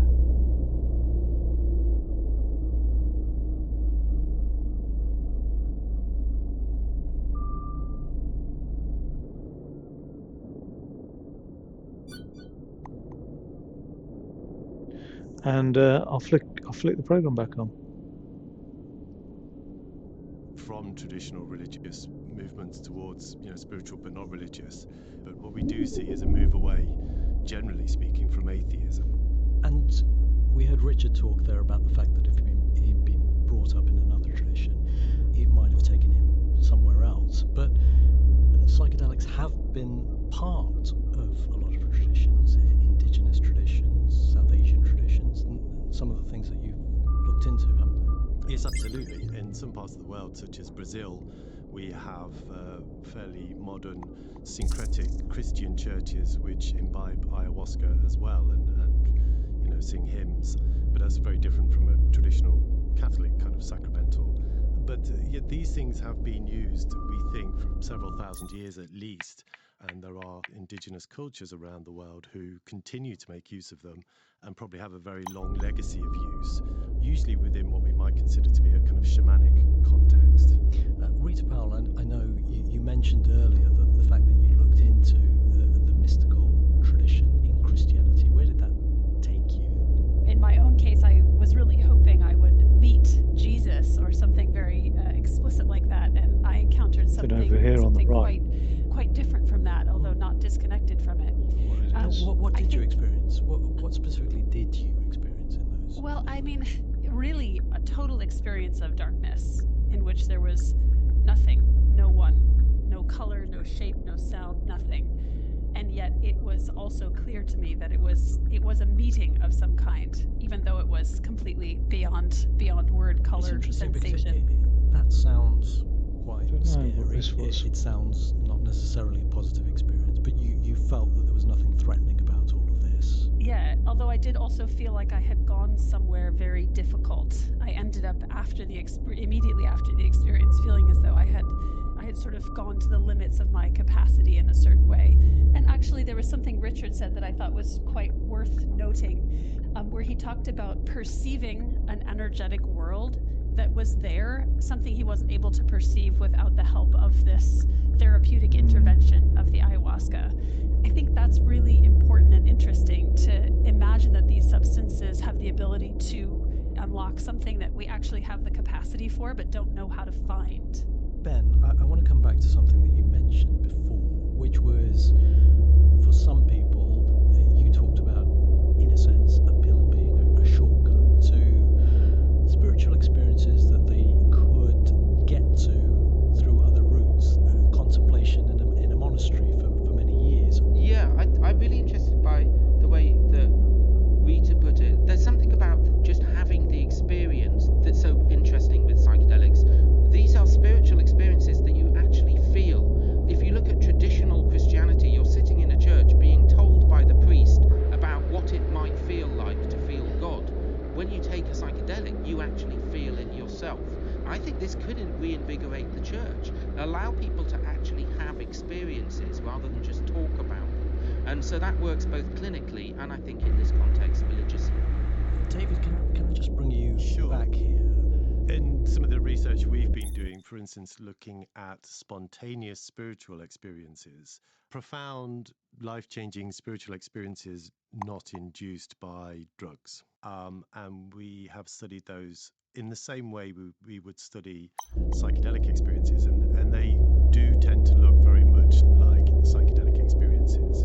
I appreciate what Dr. Ben was saying in terms of the experience creating the beginning of something or the possibility of something. I also am a person who has been interested in ecstatic states through more traditional means of prayer, meditation, but also running, yoga, different kinds of practices. And I found as a pastor with a congregation that having a significant spiritual experience is a kind of beginning. So you can you can go to church for a long time and not feel a connection to Jesus. But if you do, whether it's spontaneous or however it arrives, that is often a catalyst for other kinds of changes. I think that's absolutely right, Rita. And, when we're using psychedelics clinically, we're very careful to say, look, this is not a magic wand. It's not a silver bullet. It's not going to just cause instant enlightenment and cure. But it's also can be can do for people. It's not a positive experience always. David, it's certainly challenging. It can certainly be challenging. I mean, Richard talked about his experience being in a very safe environment where he talked through his fears. Certainly, Rita, you would have taken it in a very controlled sort of environment. David, it's not all sweetness and light for everyone, is it? Well, often the experiences in the acute phase can be characterized by both a lot of psychological challenge, but also a lot of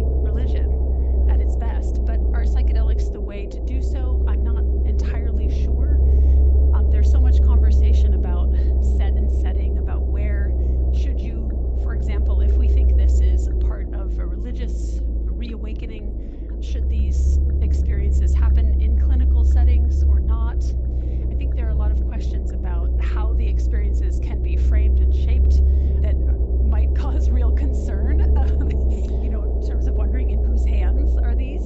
So I don't know exactly how they fit into future religion. It's interesting having a sort of spiritual experience in a clinical setting. Something doesn't quite sit right there. Well, and actually there's a word that came, I think that Dr. Luke used in terms of an ontological shock. It is interesting that the biomedical model that we live in is actually a kind of God for us culturally in the West, where we really do think that the brain is the end of the line. And if that's not the case, then to discover that it's not the case is indeed quite a shock.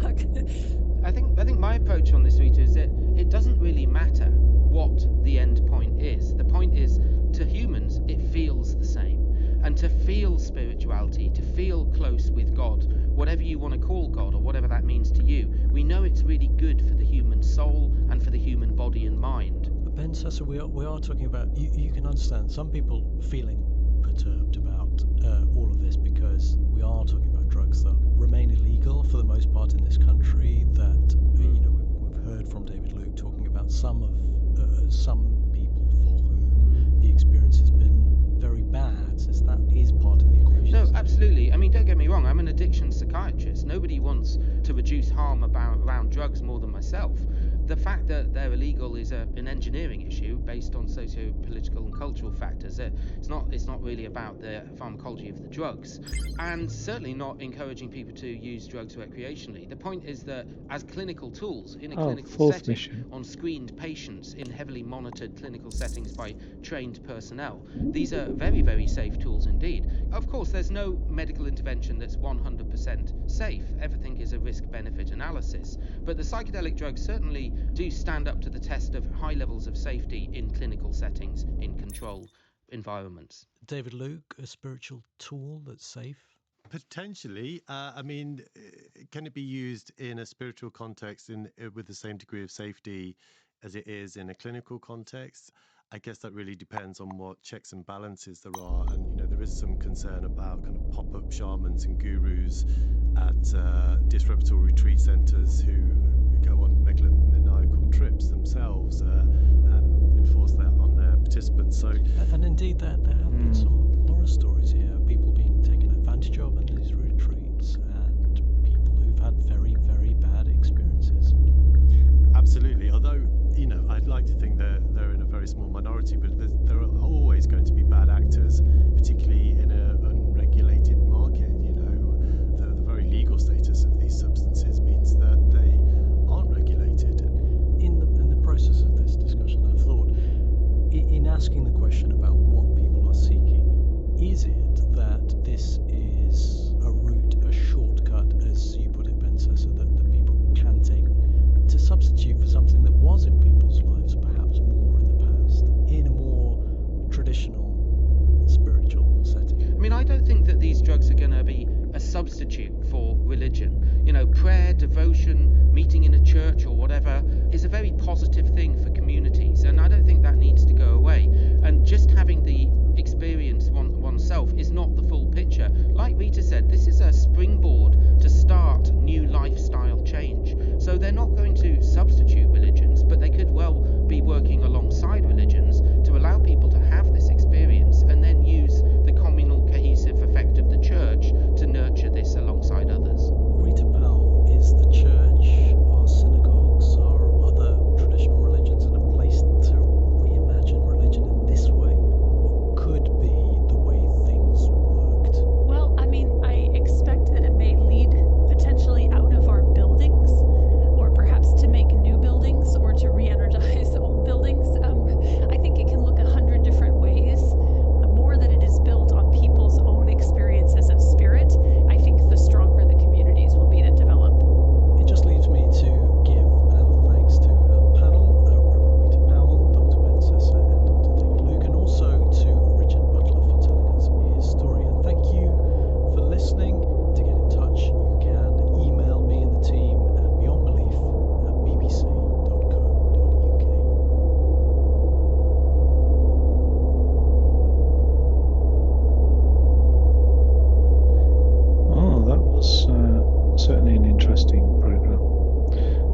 Yeah, what I was saying about the yoga was more that, just make sure it's clear. Oh, I don't need to change lanes.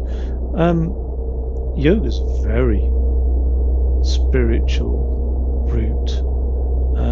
Not something I've personally had much opportunity to engage in. I'm coming off here, I think. But like, if you listen to, you know, there's very few religions that I just outright dismiss. Very few things that I find bullshit. I mean, there are chunks of Christianity and a few others that are just a bit too immature in their beliefs, if you like. But there's very few things that I'll just go outright, no, I'm not listening to that. And I think that's an important place to be. You know, don't expose yourself to ideas. Don't like not expose yourself to ideas. Don't deliberately put yourself in a bubble of ignorance. Expose yourself to ideas and weigh up those ideas. And really, most of the time, the only way to weigh up an idea properly is to actually just embrace the idea.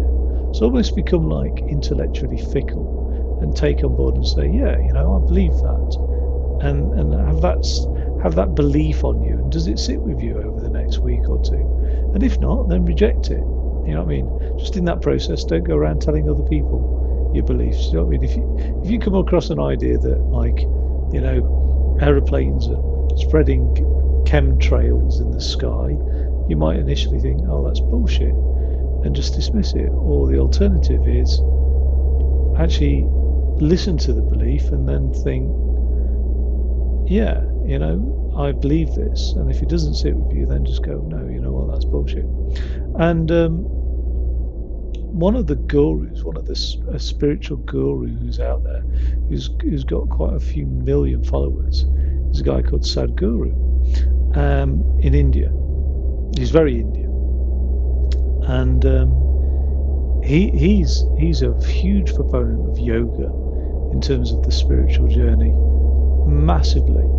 And yet again, when you look at his ideas of what yoga is, in terms of gaining enlightenment and spiritual growth, versus the sort of Western bastardization of yoga, so it just becomes some Instagrammable photo, if you know what I mean. It's again, it's such a, that's the point I'm trying to make, is many of these practices, whether it's psychedelic, psychotropic compounds and drugs, or whether it's something a little bit less dramatic, such as yoga, or if it's meditation, or whatever. These like methods of spiritual growth can often be misused quite easily. Can be quite easily misused, and that's why I think guidance is hugely important in terms of spiritual growth. I think it's hugely important in terms of enlightenment as well. I know it is very much possible to gain enlightenment without another soul being around you. Like, you know, to become awakened, to become Buddha, is very much possible without any guidance. But my God, it makes the journey easier. Let me just, I might actually then put on the other podcast that I was going to have a listen to. Oh, somebody said something.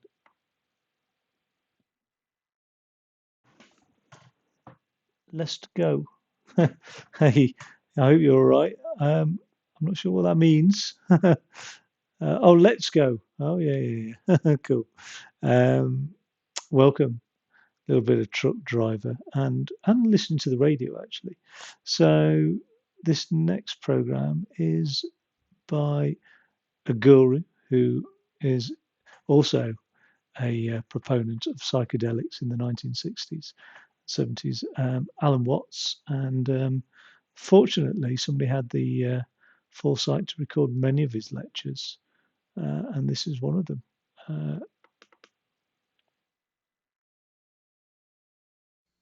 I want to start by re-emphasizing the point that what are called the religions of the East, the ones we're discussing, Hinduism, Buddhism, and Chinese Taoism, they don't involve that you believe in anything specific. And they don't involve any idea of obedience to commandments from above. And they don't involve any conformity to a specific ritual, although they do have rituals, but their rituals vary from country to country and from time to time. Their objective is always not ideas, not doctrines, but a method for the transformation of consciousness. That is to say, for a transformation of your sensation of who you are. And I emphasize the word sensation because it's the strongest word we have for feeling directly. When you put your hand on the corner of a table, you have a very definite feeling. And when you are aware of existing. That's, I'm going to try and not interject with Alan Watts because, geez, to try and supplement Alan Watts is like to try and add passages to the Bible, really. But Alan Watts was a priest initially, and he is our greatest link in the West to understanding Eastern philosophies, such as Buddhism. But he was also a Zen Buddhist, more specifically, and there are some very pronounced differences between the various sort of flavors of Buddhism, if you like. But he mentioned the difference between a method and an answer, really. And hugely many Eastern philosophies prescribe methods, not answers. And, you know, just relating back to the previous program, if you like, psychedelic compounds are a method. They do not provide an answer, they provide a tool. They are a method by which one can attain spiritual growth, interpersonal development, whatever phrase you want to use.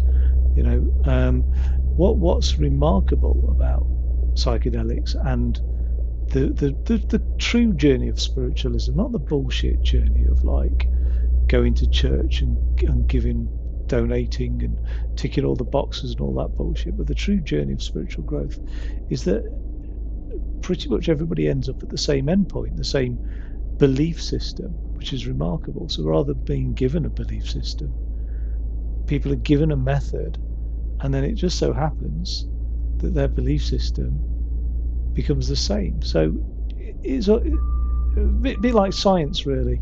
You know, if everybody followed the scientific method, we'd all come out with the same results. You know, gravity is 9.81 meters per second squared, or, you know, this is the Planck constant, or whatever it is. And that's the same thing with spiritualism. You know, if you adopt the correct methods, meditation, etc., you'll pretty much come out with the same spiritual beliefs as everybody else adopting those processes as well. Right, let's go and, whilst I'm on the case of looking at jobs and whatnot, we'll have a look at this job. Entering enemy territory. Ooh. What's he got to say here? Well, it was bound to happen one day. Sorry, what do you mean? I should do different accents.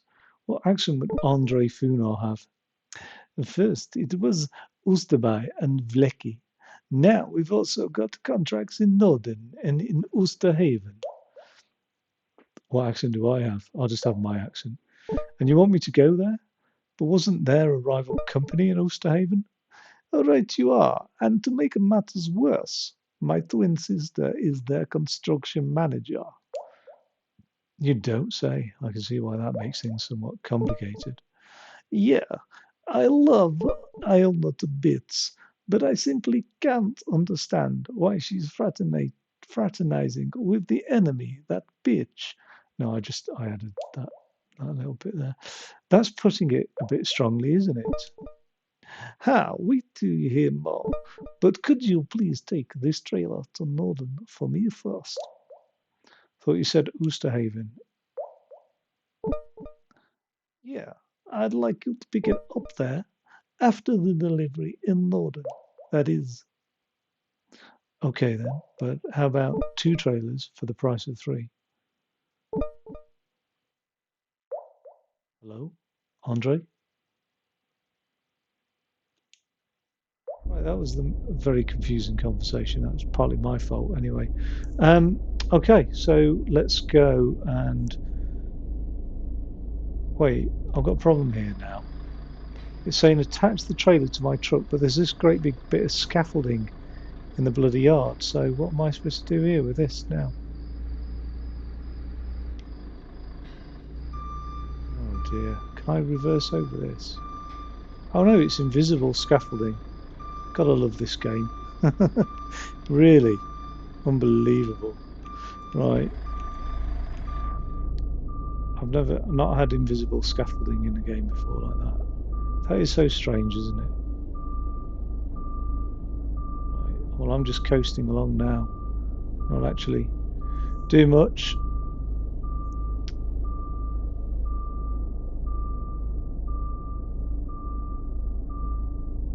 Get this trailer on. Come on.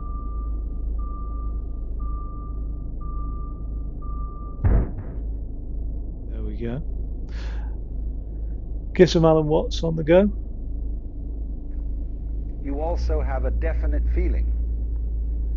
But in the view of these methods or disciplines, the ordinary person's definite feeling of the way he exists and who he is a hallucination.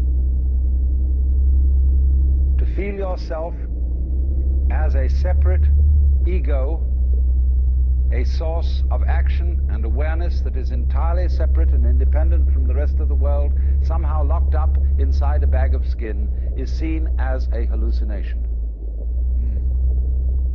That you are not a stranger in the earth, that comes into this world either as a result of a natural fluke or being a sort of spirit that comes from somewhere else altogether. But that you, in your fundamental existence, you are the total energy that constitutes this universe. Playing that it's you. Playing that it's this particular organism. And even playing that it's this particular person. Because the fundamental game of the world is a game of hide and seek. That is to say, that the colossal reality, the energy that is everything, that is a unitary energy, that is one, plays at being many, at manifesting itself in all these particulars that we call you and you and you and you and you and you and you and you and this and that and all around us. And it's fundamentally a game. And you can say that this goes... So, I mean, the way I visualize this concept he was talking about, so what he initially said was individuality, being a single person is the delusion, is the hallucination. We are not a single person. And again, Buddhism will talk about this in many ways, but it's this idea that we are not separate to the universe. We are the universe. We are made of stars. The atoms that make us were made of, originally formed in stars. We are completely dependent on things around us. We can't survive out in the barren vacuum of space at minus 270 Kelvin. We need the warmth generated by the core of our planet. We need the magnetosphere to shield the planet from the solar radiation. We need trees to produce oxygen. We are completely entwined with existence around us. We are not an independent individual. So the idea of thinking of yourself as an independent individual is an illusion, really. And he uses the term ego, which a term coined by psychologists really in the 20th century, and it's the idea that you are who you tell yourself you are, in a way. That narrative of I am this, I like playing this, I like doing that. That's all ego. Ego isn't arrogance. Often people misuse it as arrogance. Look at that sunset. Isn't that lovely? Oh, traffic lights. I always run these. Well, unless I remember like that. It's a beautiful sunset there. But yeah, so individualism is a delusion. And then he talked about this idea of a single energy, a single entity manifesting itself as multiple. And the way I see that is if you take existence, all of existence is a big blob of Play-Doh. And you made a great big circle of that Play-Doh, for example. And inside that Play-Doh is the universe. So you've got this sphere of Play-Doh, if you like, a three-dimensional sphere, like a football. And the inside of that football, that Play-Doh football, low stamina. Right, I'm going to have to go to sleep then, aren't I? Where am I off to? Oh, I'm not going to make it to the bed, am I? Unless I make it to that bed there. So I'll take the next exit.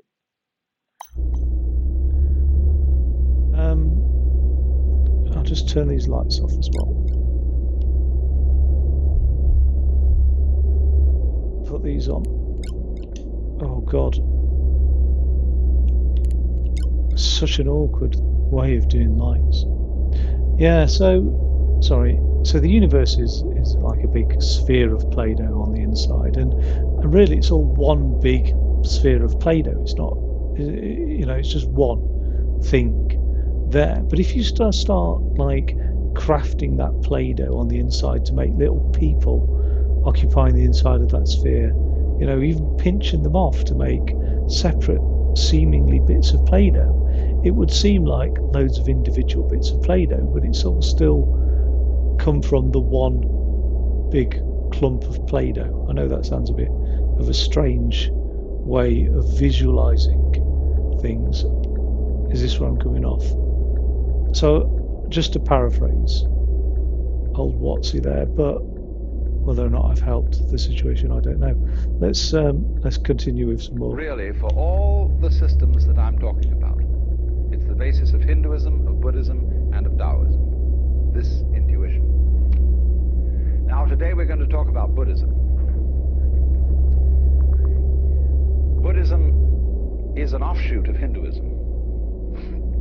You could, in a way, call it a reform of Hinduism, or Hinduism stripped for export.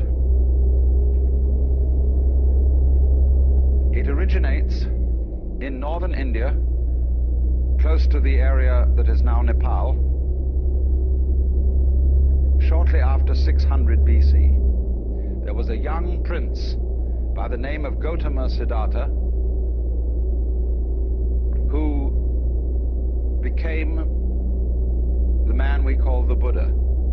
Now, the word Buddha is not a proper name, it's a title. And it's based on the Sanskrit root Buddh, B-U-D-H, which means to be awake. And so you could say the Buddha is the man who woke up from the dream of life as we ordinarily take it to be and found out who he was, who he is. It's curious that this title was not something new. There was already in the whole complex of Hinduism the idea of Buddhas, of awakened people. And curiously, they are ranked higher than gods.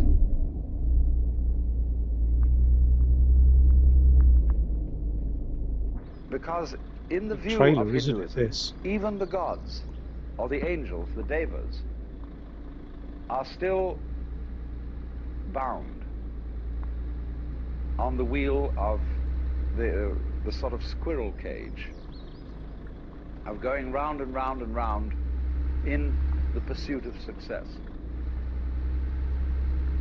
And the idea is that if you pursue something that you can call success, pleasure, good,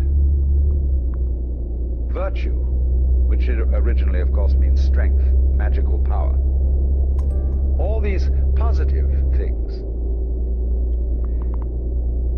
you are under illusion because the positive cannot exist without the negative. To be, you only know what to be is by contrast with not to be. So if we say, now, there is a coin in the left hand, there is no coin in the right. And from this you get the idea of to be and not to be. And you can't have the one without the other. So if you try to pursue, to gain the positive, and to deny, get rid of the negative, it's as if you were trying to arrange everything in this room so that it was all up and nothing was down. You can't do it. You set yourself an absolutely insoluble problem. Because the basis of life is spectrum. I'll consider the spectrum of colors. When you think of a spectrum, in what form do you think of it? Most people think of it as a ribbon, with red at one end, purple at the other. But the spectrum is actually a circle, because purple is the mixture of red and blue. It goes right round.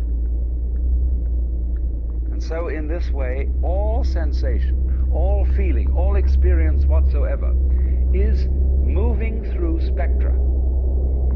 You don't only have the spectrum of color, you have a spectrum of sound, you have various complex spectra of texture, of smell, of taste,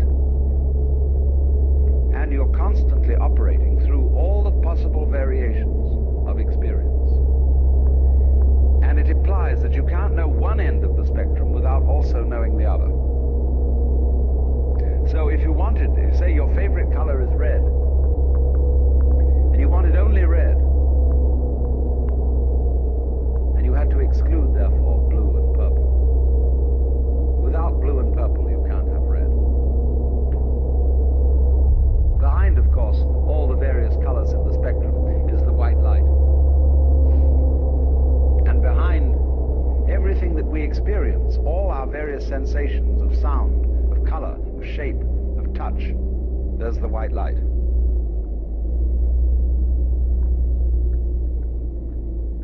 And I'm using the phrase the white light rather symbolically. I don't mean it literally. But there is common to all sensations what you might call the basic sense. And if you explore back into your sensations and reduce them all to the basic sense, you're on your way to reality, to what underlies everything, to what is the ground of being, the basic energy. And to the extent that you realize this and know that you are it, you transcend, you overcome, you surpass Just got a 3-point turn here. the illusion Wow. that you are simply John Doe, Mary Smith, or what have you. That's such a big trailer. So then, the Buddha, as the man who woke up, is regarded as one Buddha among a potentiality of myriads of Buddhas. Everybody can be a Buddha. Everybody has in himself the capacity to wake up from the illusion of being simply this separate individual. The Buddha made his doctrine very easy to And just to relate that back to the previous program about psychedelic compounds, that's one thing that psychedelics can do, is they can. When I interjected and said, that guy said that it's not like a golden bullet or whatever, a golden goose. It won't provide an instant cure. Well, sometimes people have, there's various cases of people taking a psychedelic compound such as psilocybin or LSD and waking up to the point of a realization that the universe is one, that individuality is an illusion, or as Alan Watts was talking about there, but he didn't actually say the word, I don't think. He was talking about the dualistic nature of the universe, of like black and white and like bitter and sweet. The idea that we need these contrasts in order to define things. Let me just park this trailer up. That'll do. I'll go for 90%. Oh, what's going on here? Delivered the first trailer in Northern, head into enemy territory now.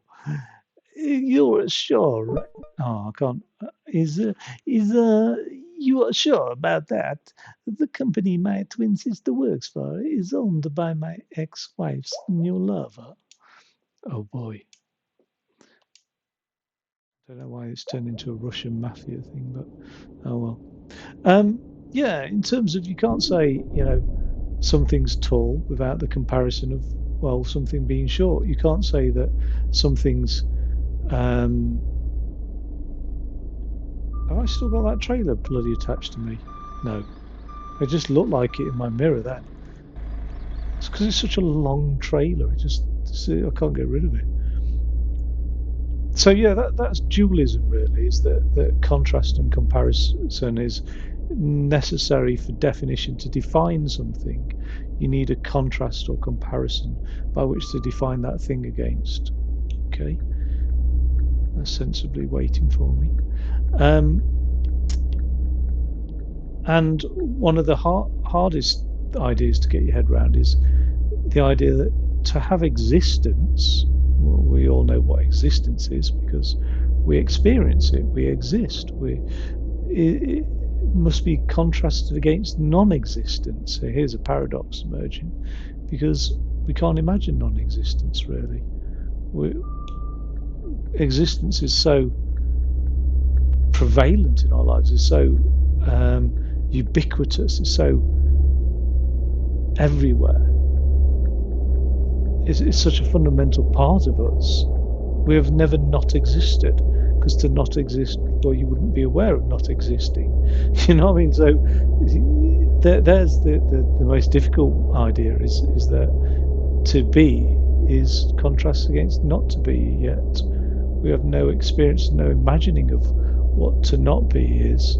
Although there are some that argue that under the deepest forms of meditation, one can experience the void. I've got so much shit to share, but I'll not go too much there. Anyway, back onto Watts. Let's have a bit more Watts. Understand. Because in those days, there wasn't very much writing being done, and people committed things to memory. And so he put his doctrine or method in various formulae, which are very easy to remember. And I'm going to explain it in those terms so that you can remember it just as well. He, of course, practiced the various disciplines that were offered in the Hinduism of his time. But he found in a certain way that they had become unsatisfactory, because they had overemphasized asceticism, had overemphasized putting up with as much pain as you can. There was a feeling, you see, that if the problem of life is pain, let us suffer. And this is the root of the ascetics, you see, who lie on beds of nails, who hold a hand up forever and ever and ever, only one banana a day, who renounce sex, who do all these weird things. Eat only one banana a Because day. they feel that if they head right into pain and don't become afraid of it, but suffer as much pain as possible, they will, by this method, overcome the problem of pain. And they will set themselves free from anxiety. There's a certain sense in that, as you can obviously see. Supposing, for example, you have absolutely no fear of pain. You have no anxieties, you have no hang-ups. How strong you would be. Nobody could stop you. You would have ultimate courage. But the Buddha was very subtle. He is really the first historical psychologist, the great psychologist, psychotherapist. He is very subtle because he saw that a person who is fighting pain, who's trying to get rid of pain, is still really fundamentally afraid of it. And therefore, the way of asceticism is not right. Equally, the way of hedonism, of seeking pleasure, is not right. So, the Buddha's doctrine is called the middle way, which is neither ascetic nor hedonistic. So it's summed up in what are called the Four Noble Truths. And the first is called dukkha.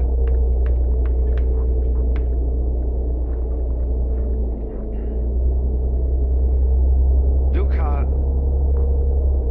means suffering in a very generalized sense. You could call it chronic frustration.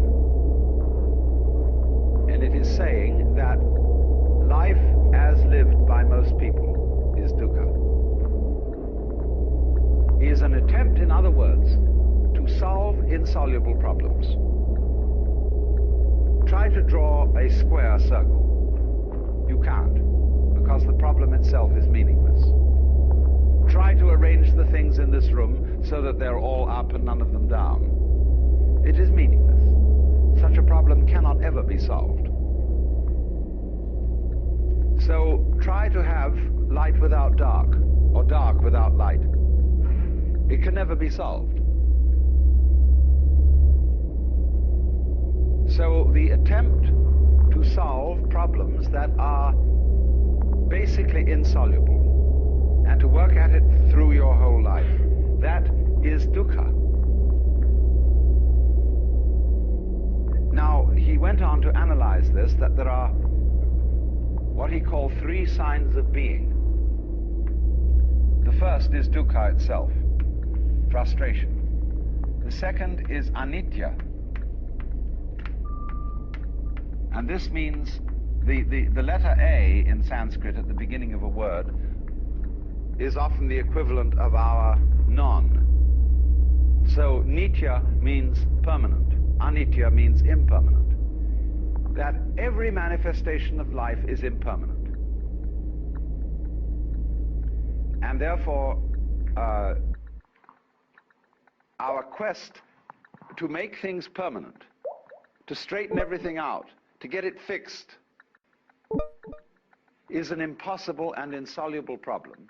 And therefore, we experience dukkha, or this sense of fundamental pain and frustration, as a result of trying to make things permanent. And the third sign of being is called anatman. Now, you know from my talk on Hinduism that the word atman means self. Anatman means therefore non-self. That there is in you no real ego. Now, I've explained that already.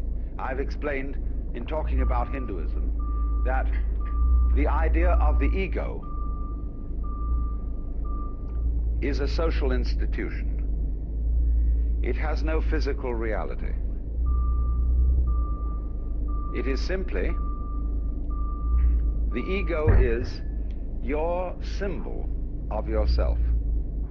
Just look as at the the size of word this. water Oh, it's is a only a little noise trailer. That's all which right. symbolizes a certain liquid reality, so the idea of the ego, the role you play, who you are, is not the same as your living organism.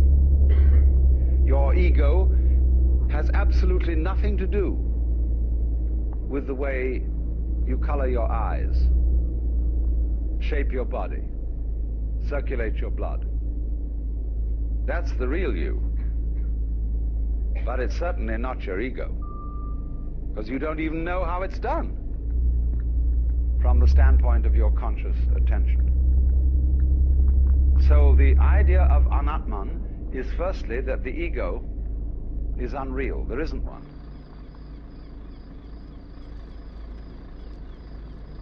Now then, this then is the first truth. There is this situation that we have dukkha, or frustration, because we are fighting the changingness of things, and because we don't realize that the ego, the I, is unreal.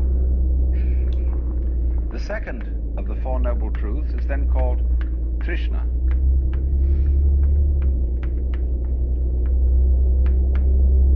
Trishna is a Sanskrit word again, and is the root of our word thirst.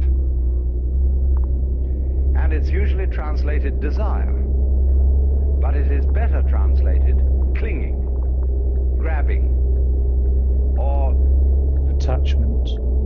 There's an excellent modern American slangy word, hang up. That is exactly what Trishna is, a hang up. Trishna is clutching. As for example, what we call smother love. When a mother is so afraid that her children may get into trouble, that she protects them excessively. And as a result of this, prevents them from growing. Or when lovers cling to each other excessively and have to sign documents that they will curse and swear to love each other always, they are in a state of trishna. And this is the same thing as holding on to yourself so tightly that you strangle yourself. Now, so the second truth then about Trishna is that the cause of dukkha is Trishna. Clinging is what makes suffering. If you don't recognize that this whole world is a phantasmagoria, an amazing illusion, a weaving of smoke, and you try to hold on to it, you see, then you start suffering. Seriously suffering. Trishna is in turn based upon avidya. I missed that exit then, to be honest. The same negative, vidya, from the root vid, means knowledge, as in the Latin video and the English vision. Avidya, therefore, is ignorance. Gnosis, gna, means, of course, to know. Knowledge is the same thing as gnosis in Greek. To know. So this is not to know, to ignore, to overlook. And I explained in the first talk in this series how we ignore all kinds of things, because we notice only what we think noteworthy. And therefore our vision of everything is highly selective. We pick out certain things and say that's what's there, just as we select and notice the figure rather than the background. Sometimes I draw this on the blackboard and ask the question, what have I drawn? What would you say? What have I drawn? A circle. Any other suggestions? you're getting the point. I've drawn a wall with a hole in it, you see. But ordinarily, you've been reading my books. So, but ordinarily people see the ball, the circle, the ring or whatever, and never think of the background. Because they ignore the background. Just as one thinks that you can have pleasure without pain. You want pleasure of the figure and don't realize that pain is the background. So avidya is this state of restricted consciousness, restricted attention, that moves through life unaware of the fact that to be implies not to be, and vice versa. So now the third noble truth is called nirvana.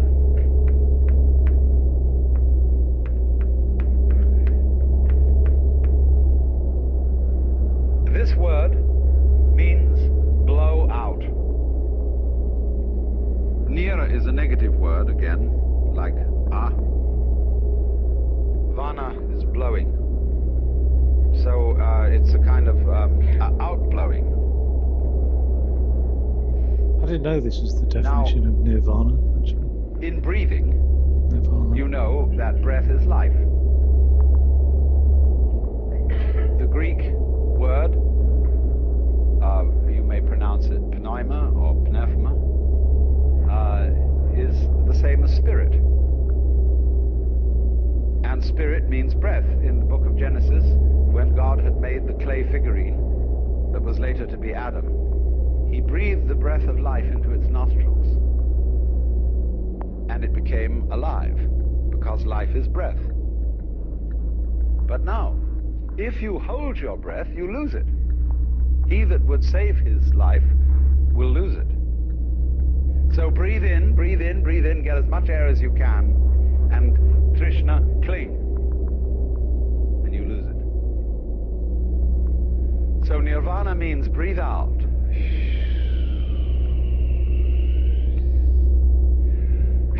What a relief that was. The sigh of relief. Let it go. Because it'll come back to you if you let it go. But if you don't let it go, you'll just suffocate.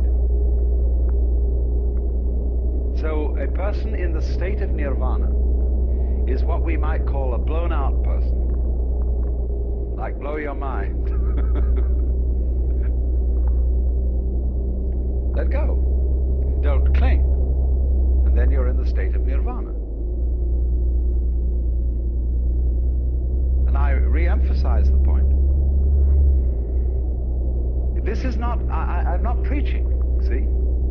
I'm not saying this is what you ought to do. I'm simply pointing out a state of affairs that is so. There's no moralism in this whatsoever. It's simply pointing out, like, if you put your hand into the fire, you'll get burned. You can get burned if you want to. It's okay. But if it so happens that you don't want to get burned, you don't put your hand in the fire. So in the same way, if you don't want to be in a state of anxiety all the time, and again I emphasize, if you like to be anxious, it's perfectly all right. If that's, see, Buddhism never hurries anyone on. They say, you've got all eternity through which to live in various forms. And therefore, you don't have just one life in which you've got to avoid eternal damnation. You can go running around the wheel and the rat race and play that game just as long as you want to, so long as you think it's fun. But if there comes a time when you don't think it's fun, you don't have to do it. So I wouldn't say to anyone who disagrees with me and who says, well, I think we ought to engage the forces of evil in battle and put this world to right and so on and so forth and arrange everything in this world so that it's all up. Try it, please. It's perfectly okay. Go on doing that.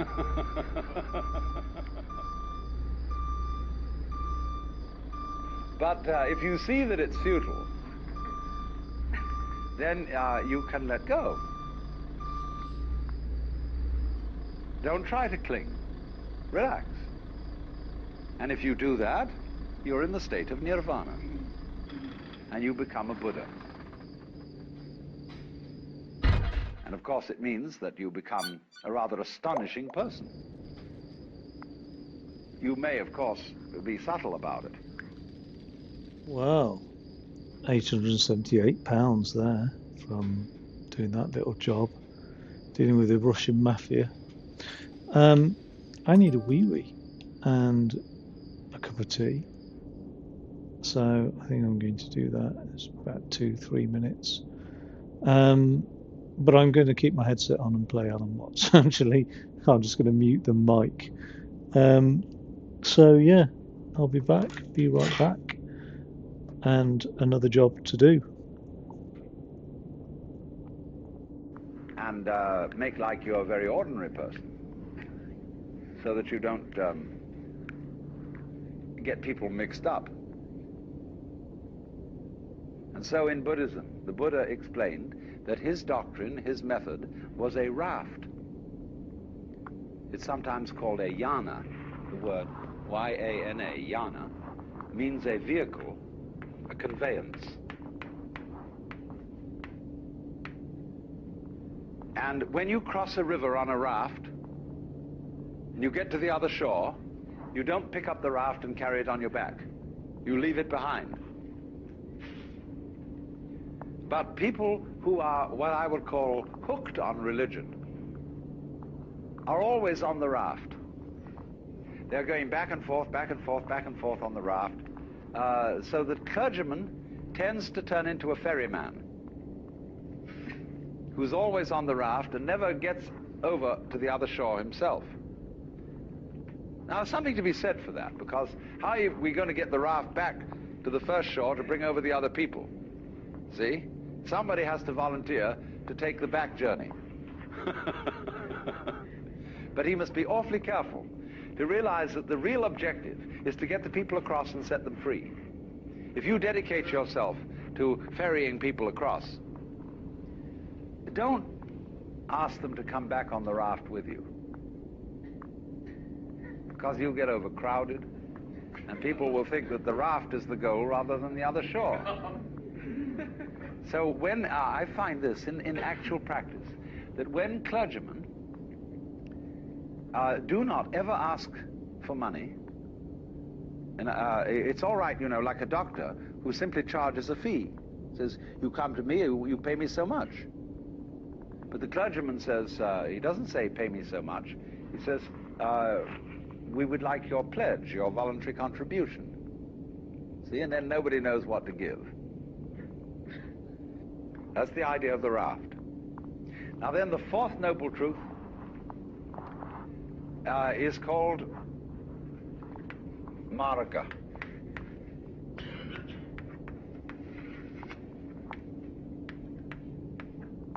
This word means path. And the way of Buddhism is often called the Noble Eightfold Path,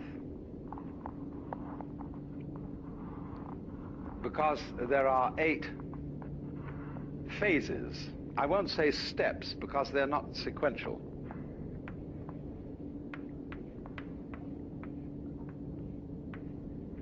Samyak is a very curious phrase. It doesn't mean right in our sense of correct.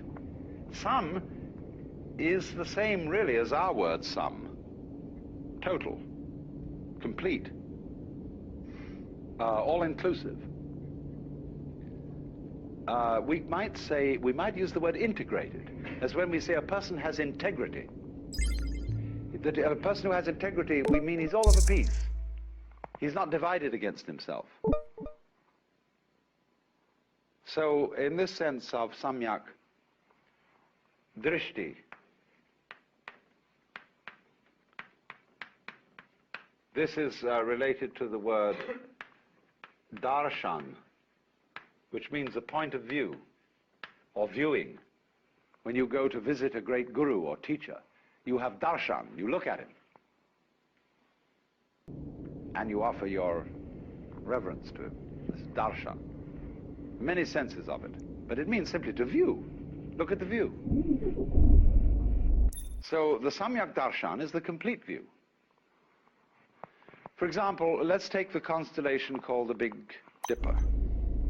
Gonna have to go and get some sleep We first. look at it from a fairly restricted zone in Because space. stamina's low, and then fuel will be And a it problem always next. seems, whatever the season of the year, because we're so far away from it, that those stars in the Big Dipper are in the same position. But imagine looking at it from somewhere else in space altogether, and those stars would not look like a dipper. They'd be in another position. Now then, what is the true position of those stars? Don't you see there isn't one? Because wherever you look, the position alters. You could say that the true situation of those stars is how they are looked at from all points of view, all possible points of view. Inside the constellation, looking outwards, outside the constellation, looking inwards, from everywhere and everywhere. But you see, there is no such thing as the truth. The world, in other words, is not existing independently of those who witness it. Because the world is precisely the relationship between the world and its witnesses. And so if there are no eyes in this world, the sun doesn't make any light, nor do the stars. So what is a relationship. You can, for example, prop up two sticks by leaning them against each other, and they will stand. But only by depending on each other. Take one away and the other falls. So in Buddhism, it is taught that everything in this universe depends on everything else. That we have a kind of a huge network, and this is called the doctrine of mutual interdependence. All of it hangs on you, and you hang on all of it, just as the two sticks support each other. And this is conveyed in a symbol which is called Indra's net. Imagine a multidimensional spider's web. In the early morning, covered with dewdrops. And every dewdrop contains the reflection of all the other dewdrops. And in each reflected dewdrop, the reflections of all the other dewdrops in that reflection. And so ad infinitum. That is the Buddhist conception of the universe in an image. The Japanese call that jiji muge. A ji means a thing event, a happening. So between happening and happening, mu, there is no ge, separation. Jiji muge. What if that means Now, so Shintoism? The first phase of the Eightfold Path has to do with one's view, understanding of the world. The second phase has to do with action, how you act. Buddhist idea of ethics is based on expediency. If you are engaged in the way of liberation and you want to clarify your consciousness, doing that is inconsistent with certain kinds of action. So every Buddhist makes 5 vows, 5 precepts. And you may perhaps have heard the Buddhist formula of taking what is called Panchasila, the 5 precepts, and they take what are called Tisarana, the 3 refuges, and the 5 precepts. The refuges are the Buddha, the Dharma, the doctrine, and the Sangha, the fellowship of all those who are on the way. So the priest, the bhikkhu, the Buddhist monk, and the lay people will chant the formula. Buddhang saranang gacchami, Dhanghang saranang gacchami, Sanghang saranang gacchami. Those are the 3 refuges, the Buddha, the Dharma, and the Sangha. Then they take the 5 precepts. Panatipata veramani sikapadang samadhiyami, Adinadana veramani sikapadang samadhiyami, Kamesu michachara veramani sikapadang samadhiyami, Musavada veramani sikapadang samadhiyami, Kamesu michahara veramani sura merya majapamadatana veramani sikapadam samadhiyami. So they take these 5 precepts. Panatipata. I undertake the precept to abstain from taking life. Adinadana. I undertake the precept to abstain from taking what is not given. Kamesu michahara. I undertake the precept to abstain from exploiting the passion. Musavada. I undertake the precept to abstain from falsifying speech. Sura merya majapamadatana. I undertake the precept to abstain from being intoxicated by sura, merya, and majapamadatana, whatever they were.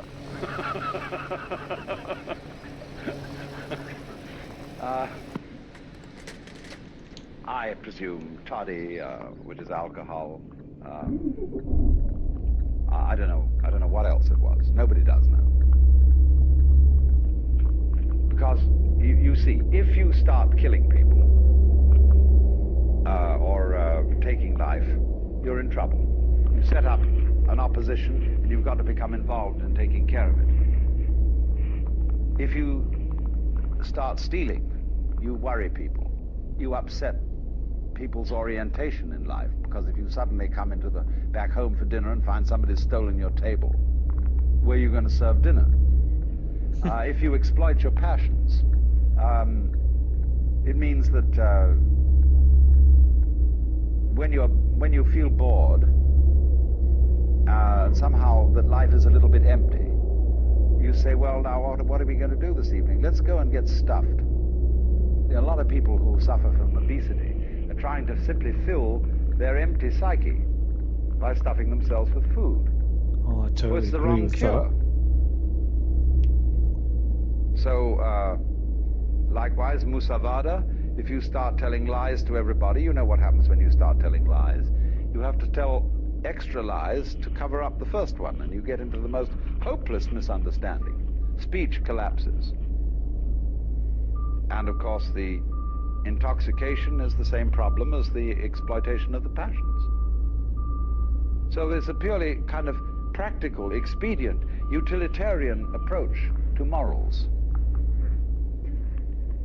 There's another side to this which doesn't enter into the precepts, which I will explain later.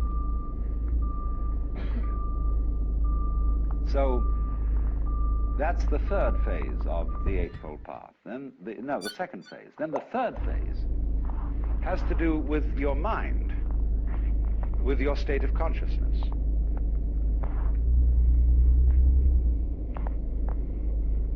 And this has to do with what we would ordinarily call meditation. There are the 2 final, the 7th and 8th aspects of the path are called Samyak Smriti and Samyak Samadhi. Smriti means recollection.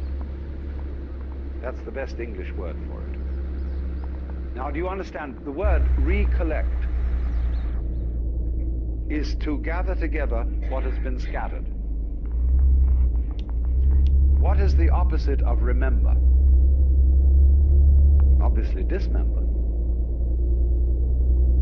What has been chopped up and scattered becomes remembered. So in the Christian scheme, do this in remembrance of me.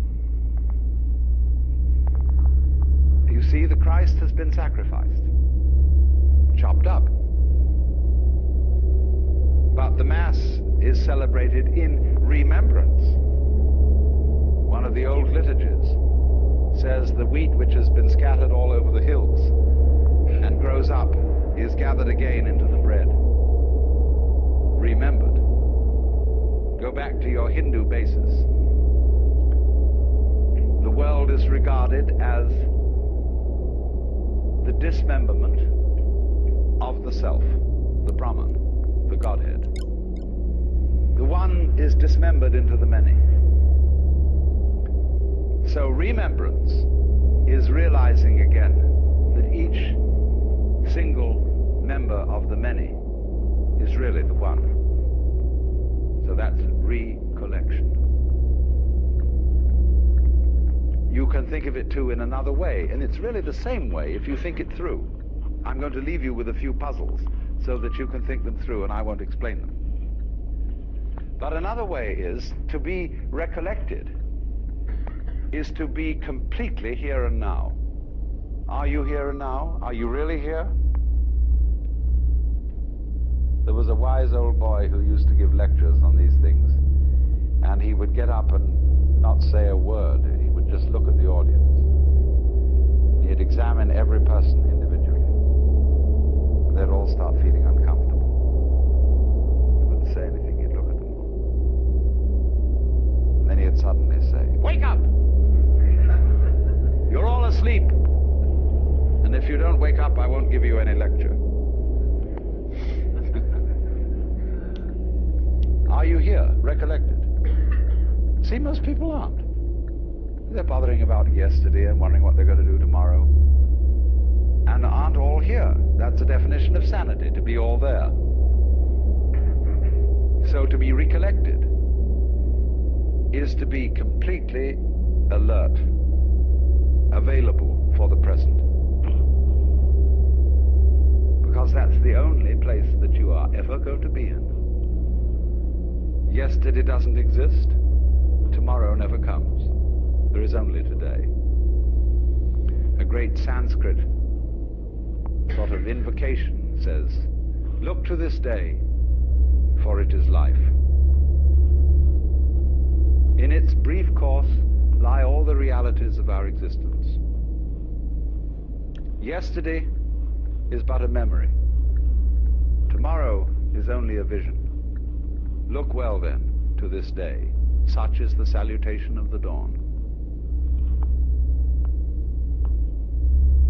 So,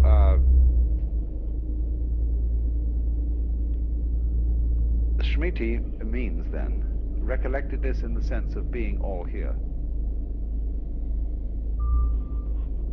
In the sense that this is the only where there is. Then beyond that comes samadhi. Again, notice the presence of this word S-A-M, sam. Samadhi is integrated consciousness in which there is no further separation between the knower and the known, the subject and the object.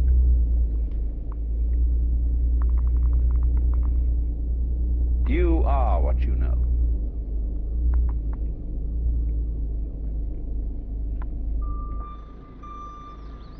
Now we think in the ordinary way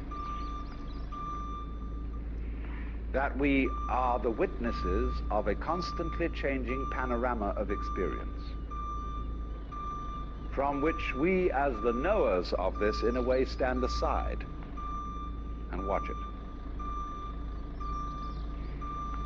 We think of our minds as a kind of tablet upon which experience writes a record. And the tablet is always there, although the experience goes by. And eventually the experience, by writing so much on the tablet, wears it out. It's all scratched away, and you die. See? But actually, if you will investigate this, and you have to experiment on this because I cannot explain it to you in words, you can only find it out for yourself. There is no difference between the knower and the known. When you say, I see a sight, I feel a feeling, you are using redundant language. I see implies the sight. I feel implies the feeling. Do you hear sounds? No. You just hear. Or you can say there are sounds. Either one will do. So you will find, if you thoroughly investigate the process of experiencing, that the experiencing is the same as the experiencer. And this is the state of samadhi. I put it originally in this form, that the organism and the environment are a single behavioral process. So, likewise, is the knower and the known.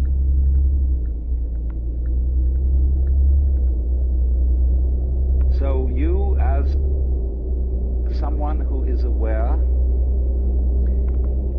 and all that you are aware of is one process. That is the state of samadhi.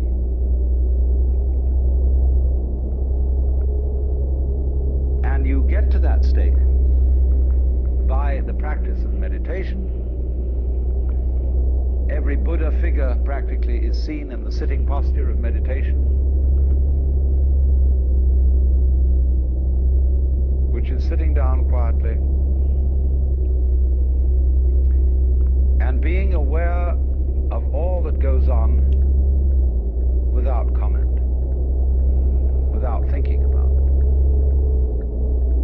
And when you stop categorizing, verbalizing, talking to yourself inside your head, naturally the separations between, for example, knower and known, self and other, simply vanish. Can you point to the difference between my 5 fingers? Where will you put your finger if you want to point to the difference? You see, the idea of difference is an abstraction. It just isn't there in the physical world. Of course, that's not saying that the fingers are joined like a duck's claws with a web, but that it's just that. They're not the same. That's an idea. They're not different. That's an idea. And these ideas just aren't here. See? You can't point to it. You can't put your finger on it. Get then to the state of affairs where you see the world free from concepts. That's what Buddhists mean by void. When they say the world is basically, they use the phrase shunya. That has a meaning of like empty, void. Everything is shunya.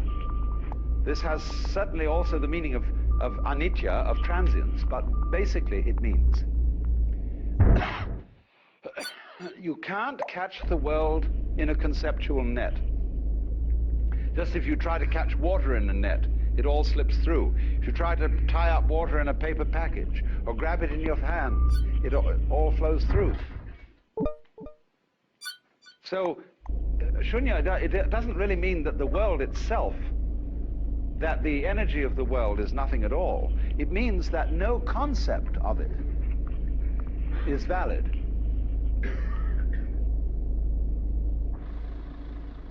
You cannot make any one idea or belief or doctrine or system or theory tie the thing up.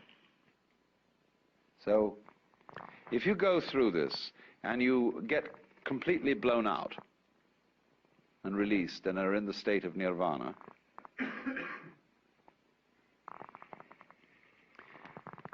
for no reason that anybody can explain, there, just as, for example, as I pointed out, when you see that you can't change yourself, you can't lift yourself up by your own bootstraps, you then get a new access of psychic energy.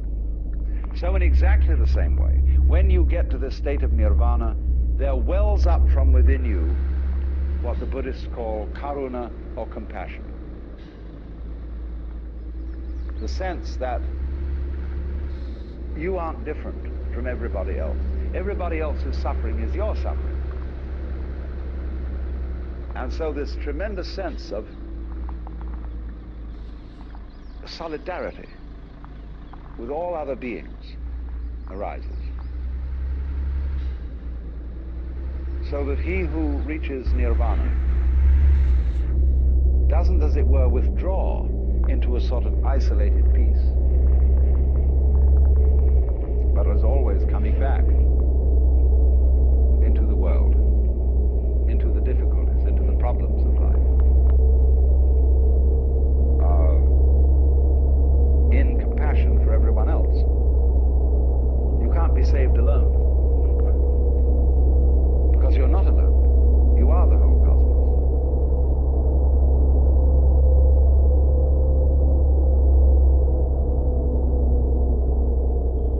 Wow, there we go.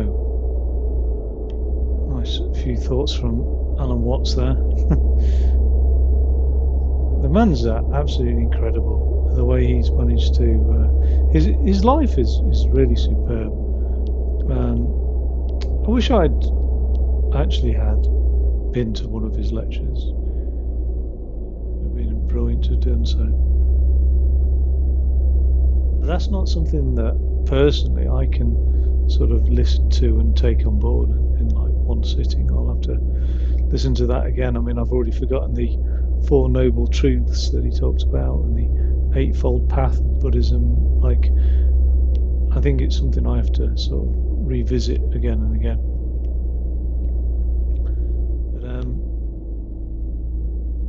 But I do often think, I don't know, if you were to divide the world into the East and West, I used to think myself lucky to have been born on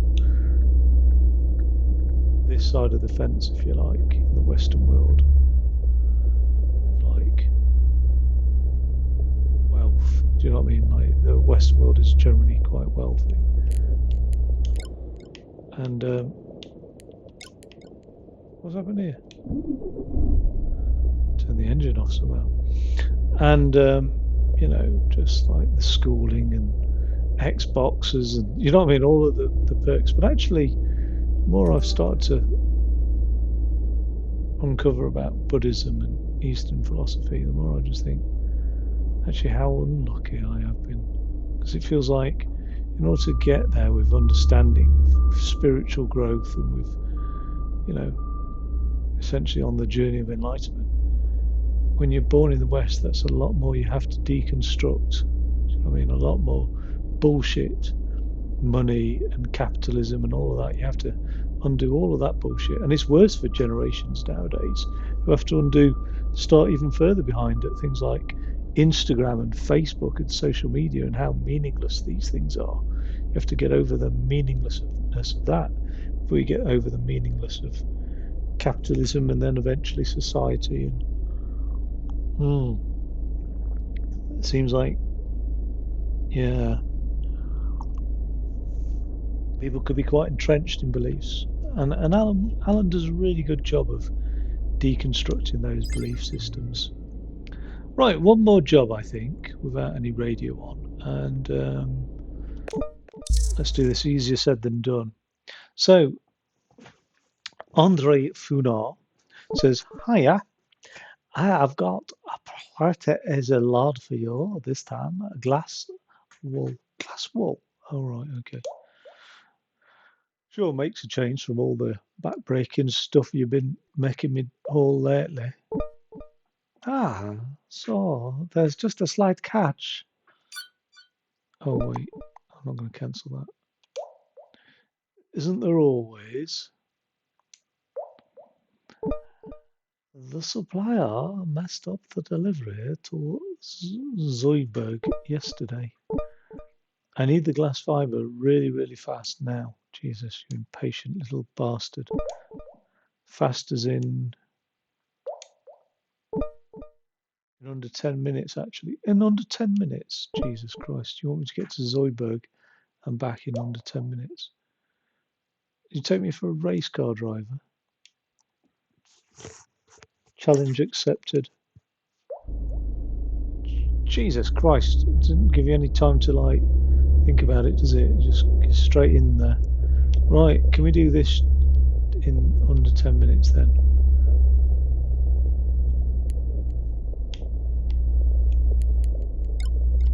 Put the high beams on. Zoidberg, hey? Come on, let me out. I've got a race on. Sweet. Thank you. Cheers. That's my horn. Sounds awful, doesn't it? Okay. Oh, we're going down here.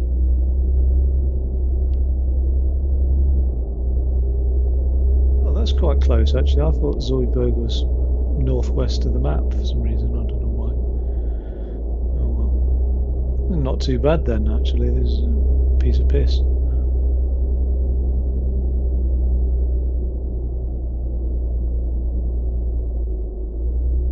Glass wall.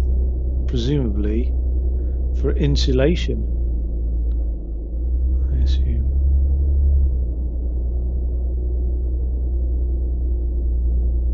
Right, get this trailer.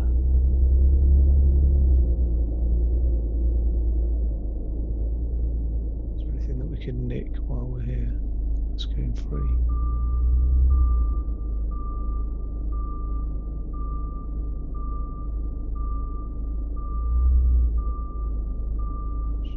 Bugger, I missed it. What's going on here?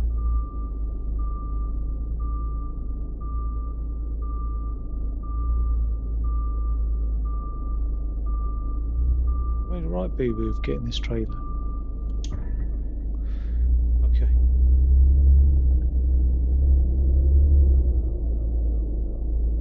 Oh.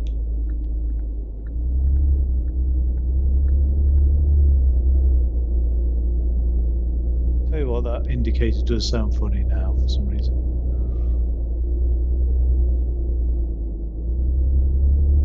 This is dangerous driving. You shouldn't put me under this pressure. Went straight across that crossing without checking.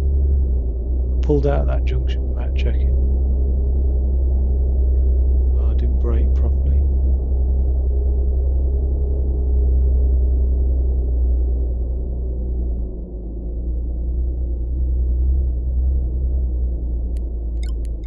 Those high beams off anyway now.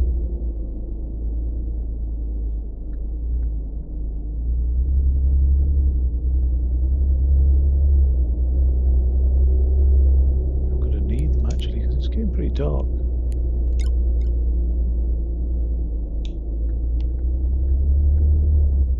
There we go. I mean, I've even done it. All that panic about doing it in 10 minutes, I've actually done it in less than half the time. Piece of piss. Piece of piss. Where are we going? Where are we dropping it?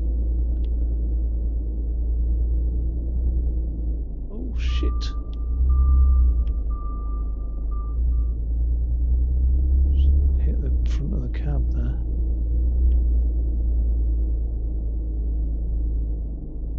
Right, I'm not happy about this bit of scaffolding lying across the yard like this.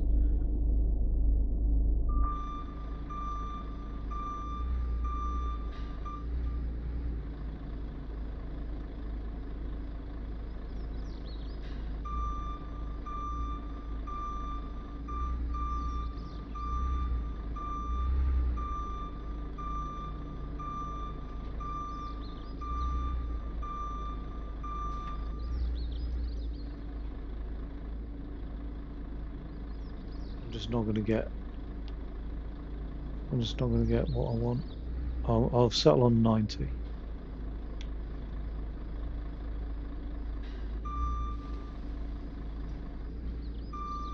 Come on.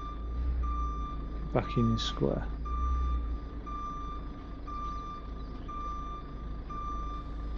Ooh, can I get 100? Nah. Right, that'll do. So you got to say for himself. Wow, I must admit, I didn't think you could pull this one off. Fuck you, Andre. Yeah, I keep surprising myself as well. Was the correct thing to say, I suppose, to your boss. Right. Well, that's 1,100 quid there in the bank. I don't know what I'm going to do with this money now. Psychedelics. I think that's all I can do with it, really.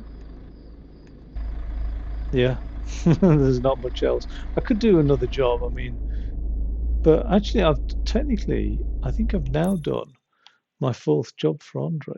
So this geezer over here has opened up, and that's now, what do we call it? Well, it's open anyway. Work my way across there and shoot off a few jobs for him, and then I'm done. I know I said I'd make that my last job, but I'll just do one more. Well, I'm not going to do a job. I'll just drive across there.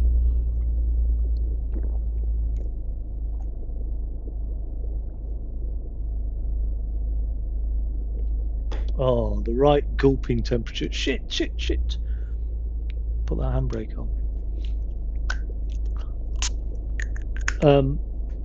Yeah. Shoot across there in record time. Yeah, let's have a bit of speed racing as well. Oh no, I need to sleep. Bugger. Where's the bed? Oh, it's en route. Can I make it though? That's the trouble. I've never run out of stamina, so that'll be interesting to see what happens if I do. Like, do I get fined or what? I have no idea what actually happens.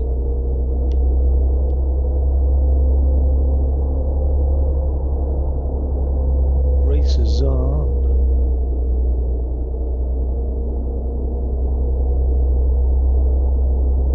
I think I'm going to do this more often. It was truck driving and podcasts. Oh, fuck. Oh, my fault. I'll hold my hand up to that. That was totally my... Don't start moving forward, you twat. Obviously. God.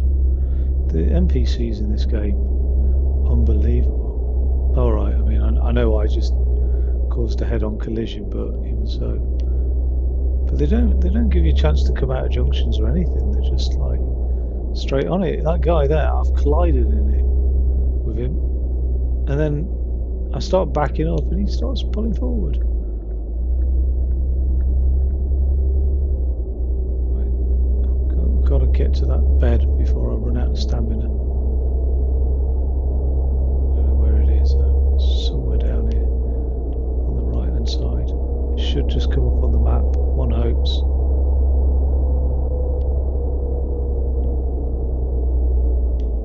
Now I've damaged my truck as well.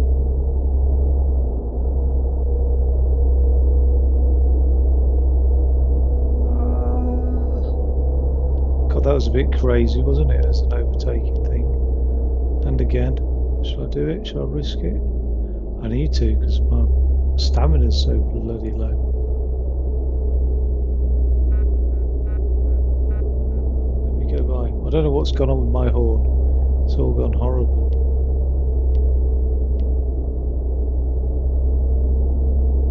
Oh, God. God, that was sheer luck that nothing was coming.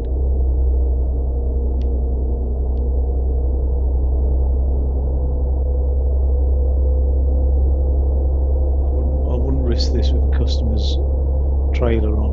No way.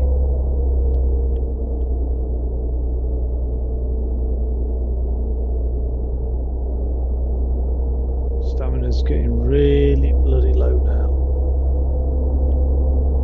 get to a bed now. What's that car doing? I thought he was swerving over to the left. Yeah, there we are. There we are. There's a bed. Indicate, because I'm a responsible road user.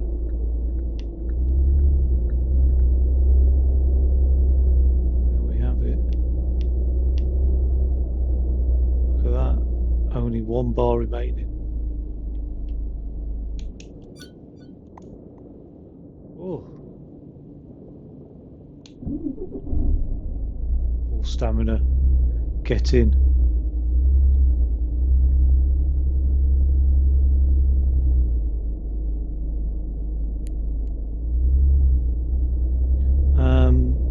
Yeah, just got to head eastbound now and just make it all the way across to the northeast of the map. And we're away. I think I'm going to join the motorway here, yeah.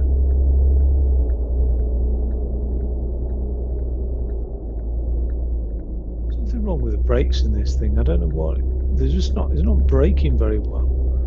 I don't know if that's just because I'm going way too fast and the brakes are just not working at like God knows what speed or what it is, but it's just, yeah, I'm like foot fully down on the brake and nothing's happening. Like, I'll do an emergency stop just to test things out. Jesus Christ, that surprised me there. Right, emergency stop now.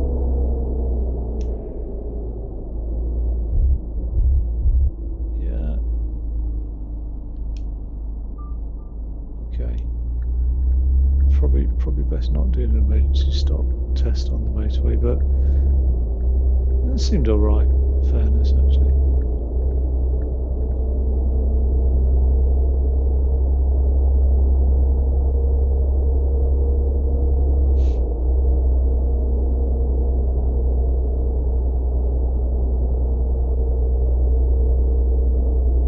This is a bit of a sharp turn.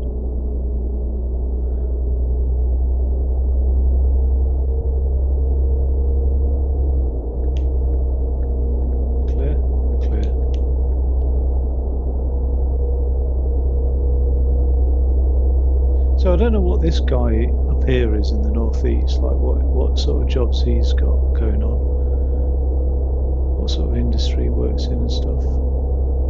Is this the Russian mafia guy whose sister's something? No, I don't know.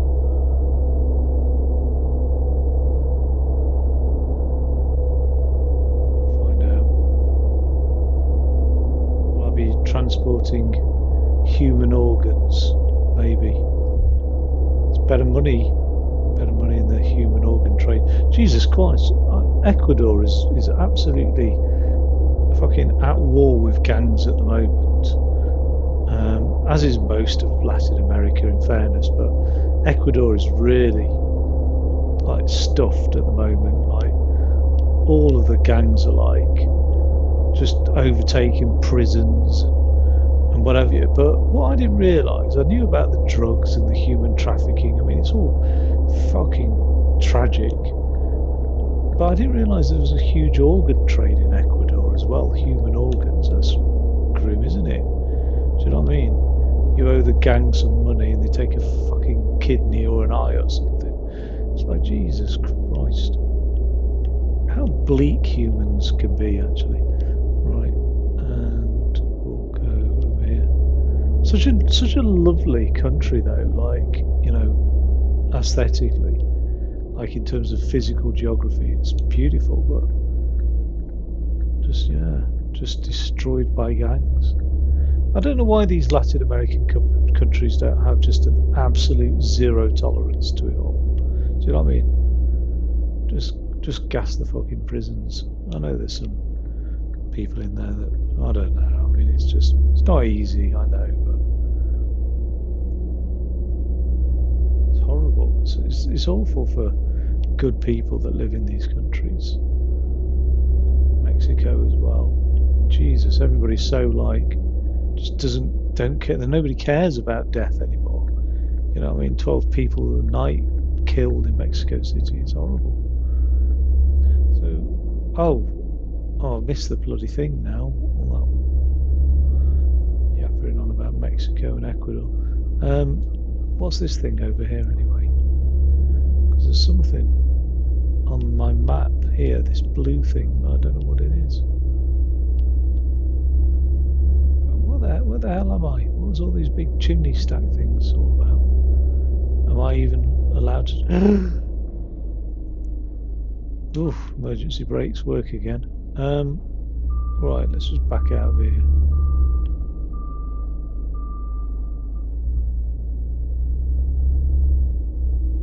Try and find some work.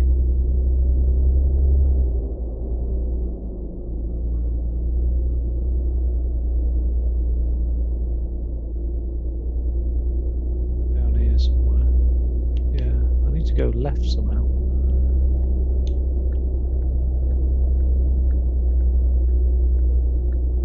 It's through here. Where is it? This thing here. So what's this all about then, eh? Hey?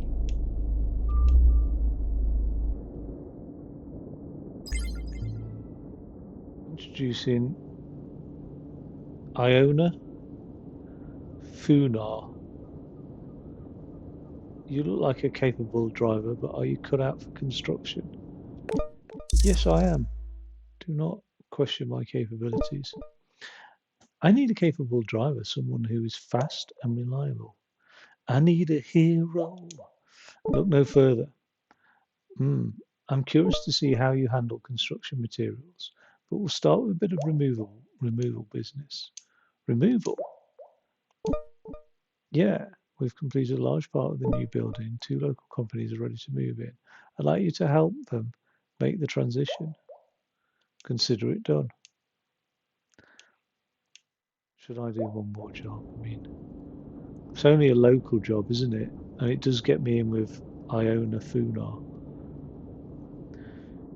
Okay, let's go and grab the trailer from the first company then, and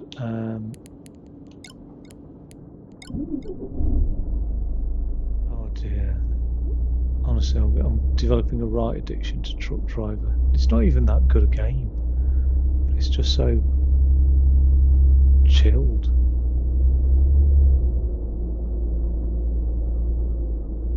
I need to get back on some bloody Call of Duty or FPS, FPS Battlefield, just to balance things out a bit, really. Or Minecraft. Anything other than simulators for a while. Let's get this screen wipers on. It's starting to rain already now. Okay, so grab this trailer. Whoa. Where is it? Do not want to collide with those things. I bet they're just full of like gas or something.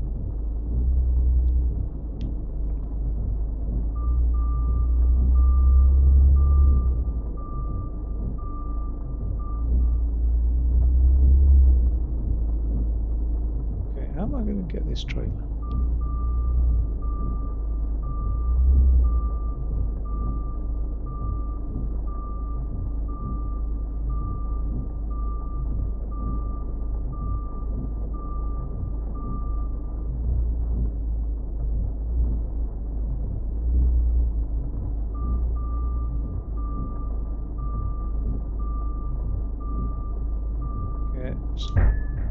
Hooks on, and away we go. Let's have a look at it, make sure it's not huge or wide. It's a weird view, that view. Whoa!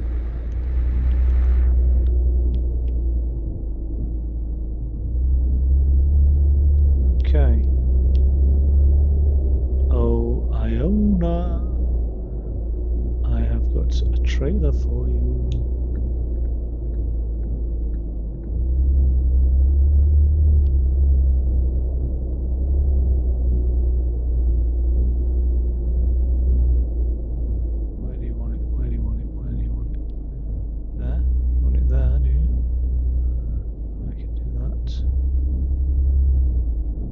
I am a skilled HGV driver.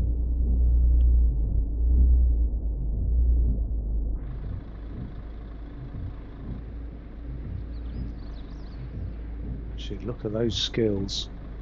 get on that 100%. Yes! Got so excited about that. Good job.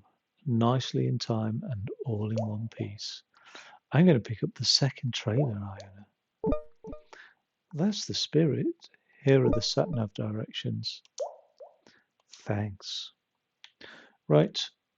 Oh, she only paid me 72 quid for that bloody trailer. Is that right? It's a bit tight, isn't it?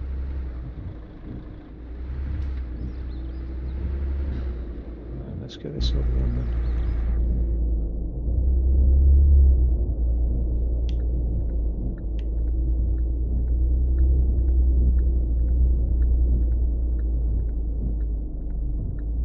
Yeah, I really need to upgrade my brakes, I think, because they're just not working. Like, I mean, maybe they're worn. Maybe I need to take it into the garage and just like put some brake cleaner on or something. I don't know. Where is it? It's over here, is it?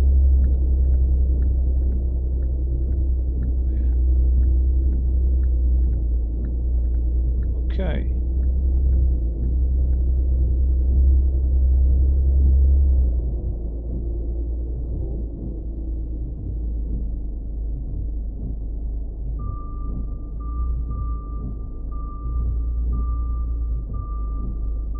This is full of PlayStation 5s. I could just take it back to base, couldn't I? Have done with it. Oops.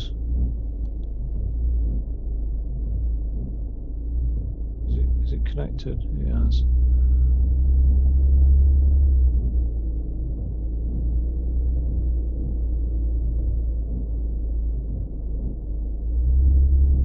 God. Let's go.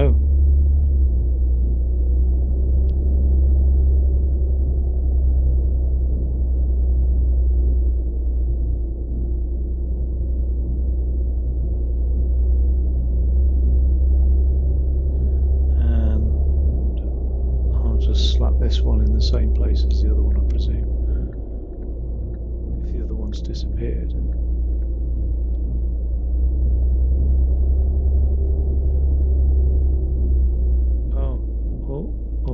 Oh, that's easy. Oh, I was on 100%.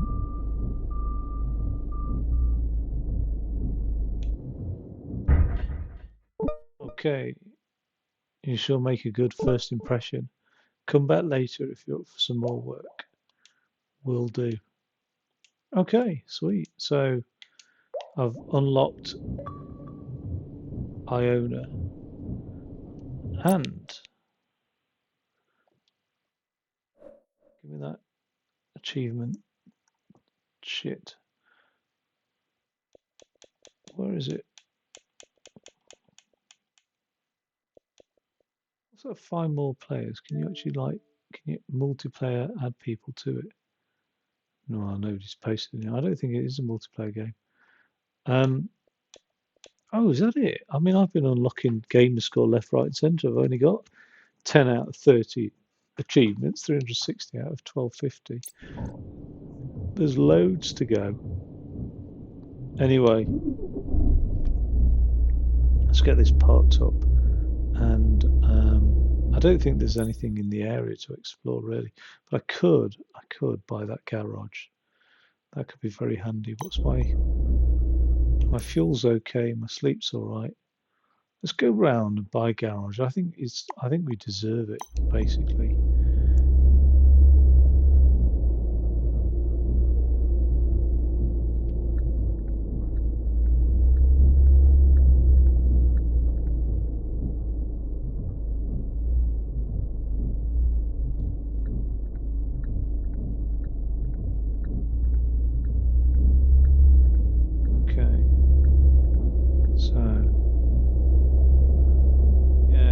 It's handy to have a garage up here.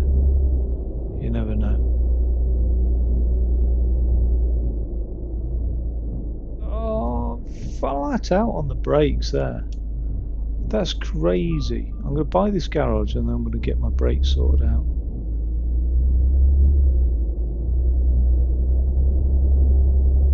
That's madness.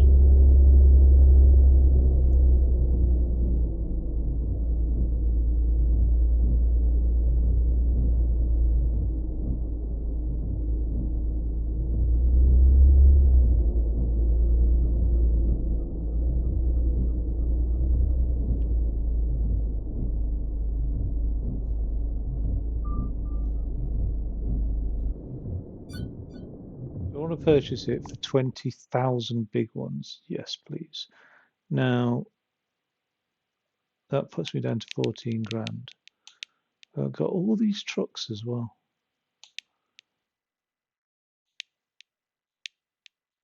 They're not. Oh, I don't know. That's.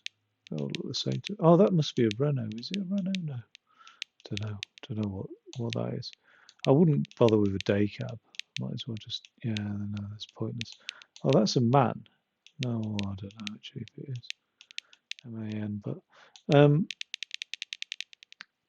Right, so I've got my garage.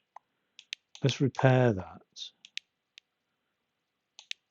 Oh, it's the tyres. Maybe that's why I can't brake. £473 to repair all that. Can I upgrade?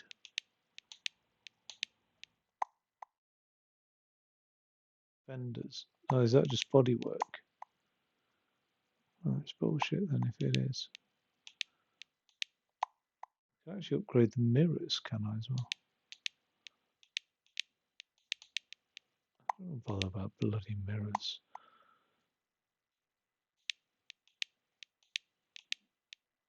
What that antenna's for.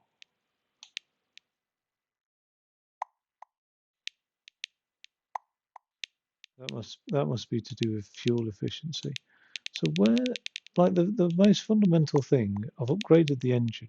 Oh wait, am I even on the right truck? Yeah. Engines. Why is it still showing as that one? Right, that's now equipped. There's no.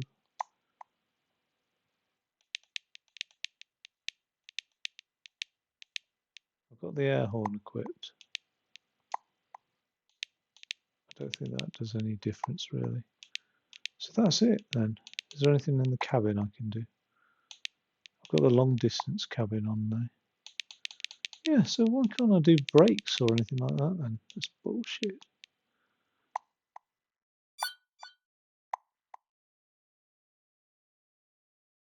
Well, I'll fill up and then I'll go to the rest area. Yeah, own a second garage then. And then I could test out the brakes as I'm driving along. Like now, yeah, the brakes aren't amazing. I don't know if that's better or worse.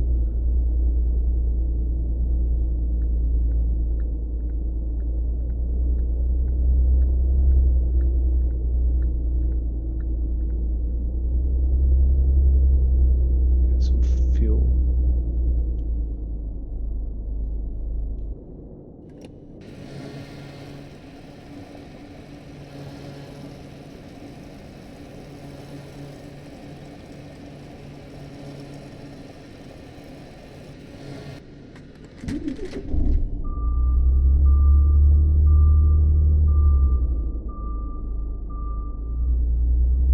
Get 4 hours sleep. It's more than I'm getting in real life, really, but there we go. Well, no, actually, I'll get plenty of sleep in real life. Too much. And that's it, done, really. So that's been quite a productive little session, actually. There is not sufficient disk space. There's not sufficient disk space. Right, so it's abandoned my recording, which is a damn shame. But that's because I've got loads of videos on there that I probably don't need to have, which is annoying. I'm just mass delete all those. I'm done, really. That's been a really productive session, actually. It's been, loads of jobs killed off and stuff. So, oh, quite pleased about that. I don't know what happens if I click on garage. Which garage? Oh, it will take me to any garage, will it? Go to garage,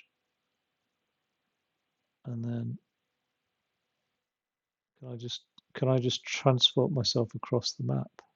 Enter garage. Yeah, I can do. Right, that's pretty cool. All that one.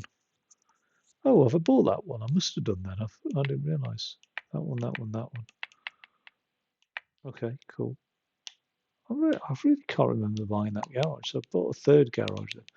What I don't know is what's this go to Mangafiel? So maybe, just maybe,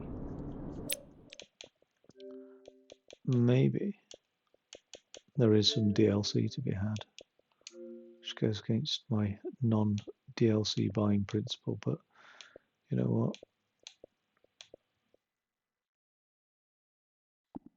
People who like Truck Simulator also like Bus Simulator, which I own, Construction Simulator. Oh, I'm just going to draw the line at those. Farming Simulator, which I also have via Game Pass. Autobahn Police Simulator. Pure Farming, which I also own, but according to that, I don't. Oh yeah, I don't have the digital deluxe edition. Airport Simulator, Jesus Christ. I do have Ride 4.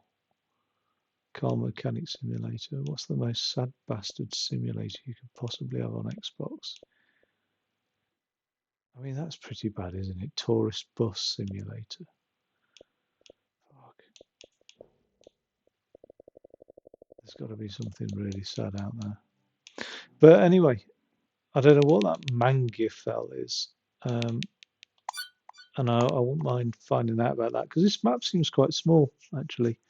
Like, feels like it should be a lot bigger. So I'll have a look at that. Yeah, look, paint jobs. Purchase German paint jobs. You'll be redirected out of the game. Do you want to continue? I'm not sure about that. I'll have a look. I'll have a read about the DLC then and see if there is something on its way or available. But hopefully I'm not going to do any more Truck Simulator because I need to get on with one of the other 1,300 titles I've bought on the bloody Xbox that I haven't played yet. Like flipping, I don't know, anything really. 1,345.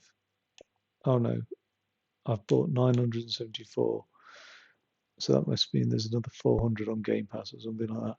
So hopefully next time I'll do Hospital Simulator actually on the simulator theme. Or this Hobo one where you play as a homeless person and you fight it out with other people. I'll have a bash on something else, I hope. I don't want to end up back on Truck Simulator because I sit down and it's like hours go by as well. That's the worst thing. But yeah, okay. Well, thanks for watching. If you've enjoyed it, as usual, leave a comment. If you've hated it, well, I'll leave a comment. I'll just not like allow it. Do you know what I mean? So, but yeah, thanks again for watching. Take it easy, and I'll catch you next time. Adios.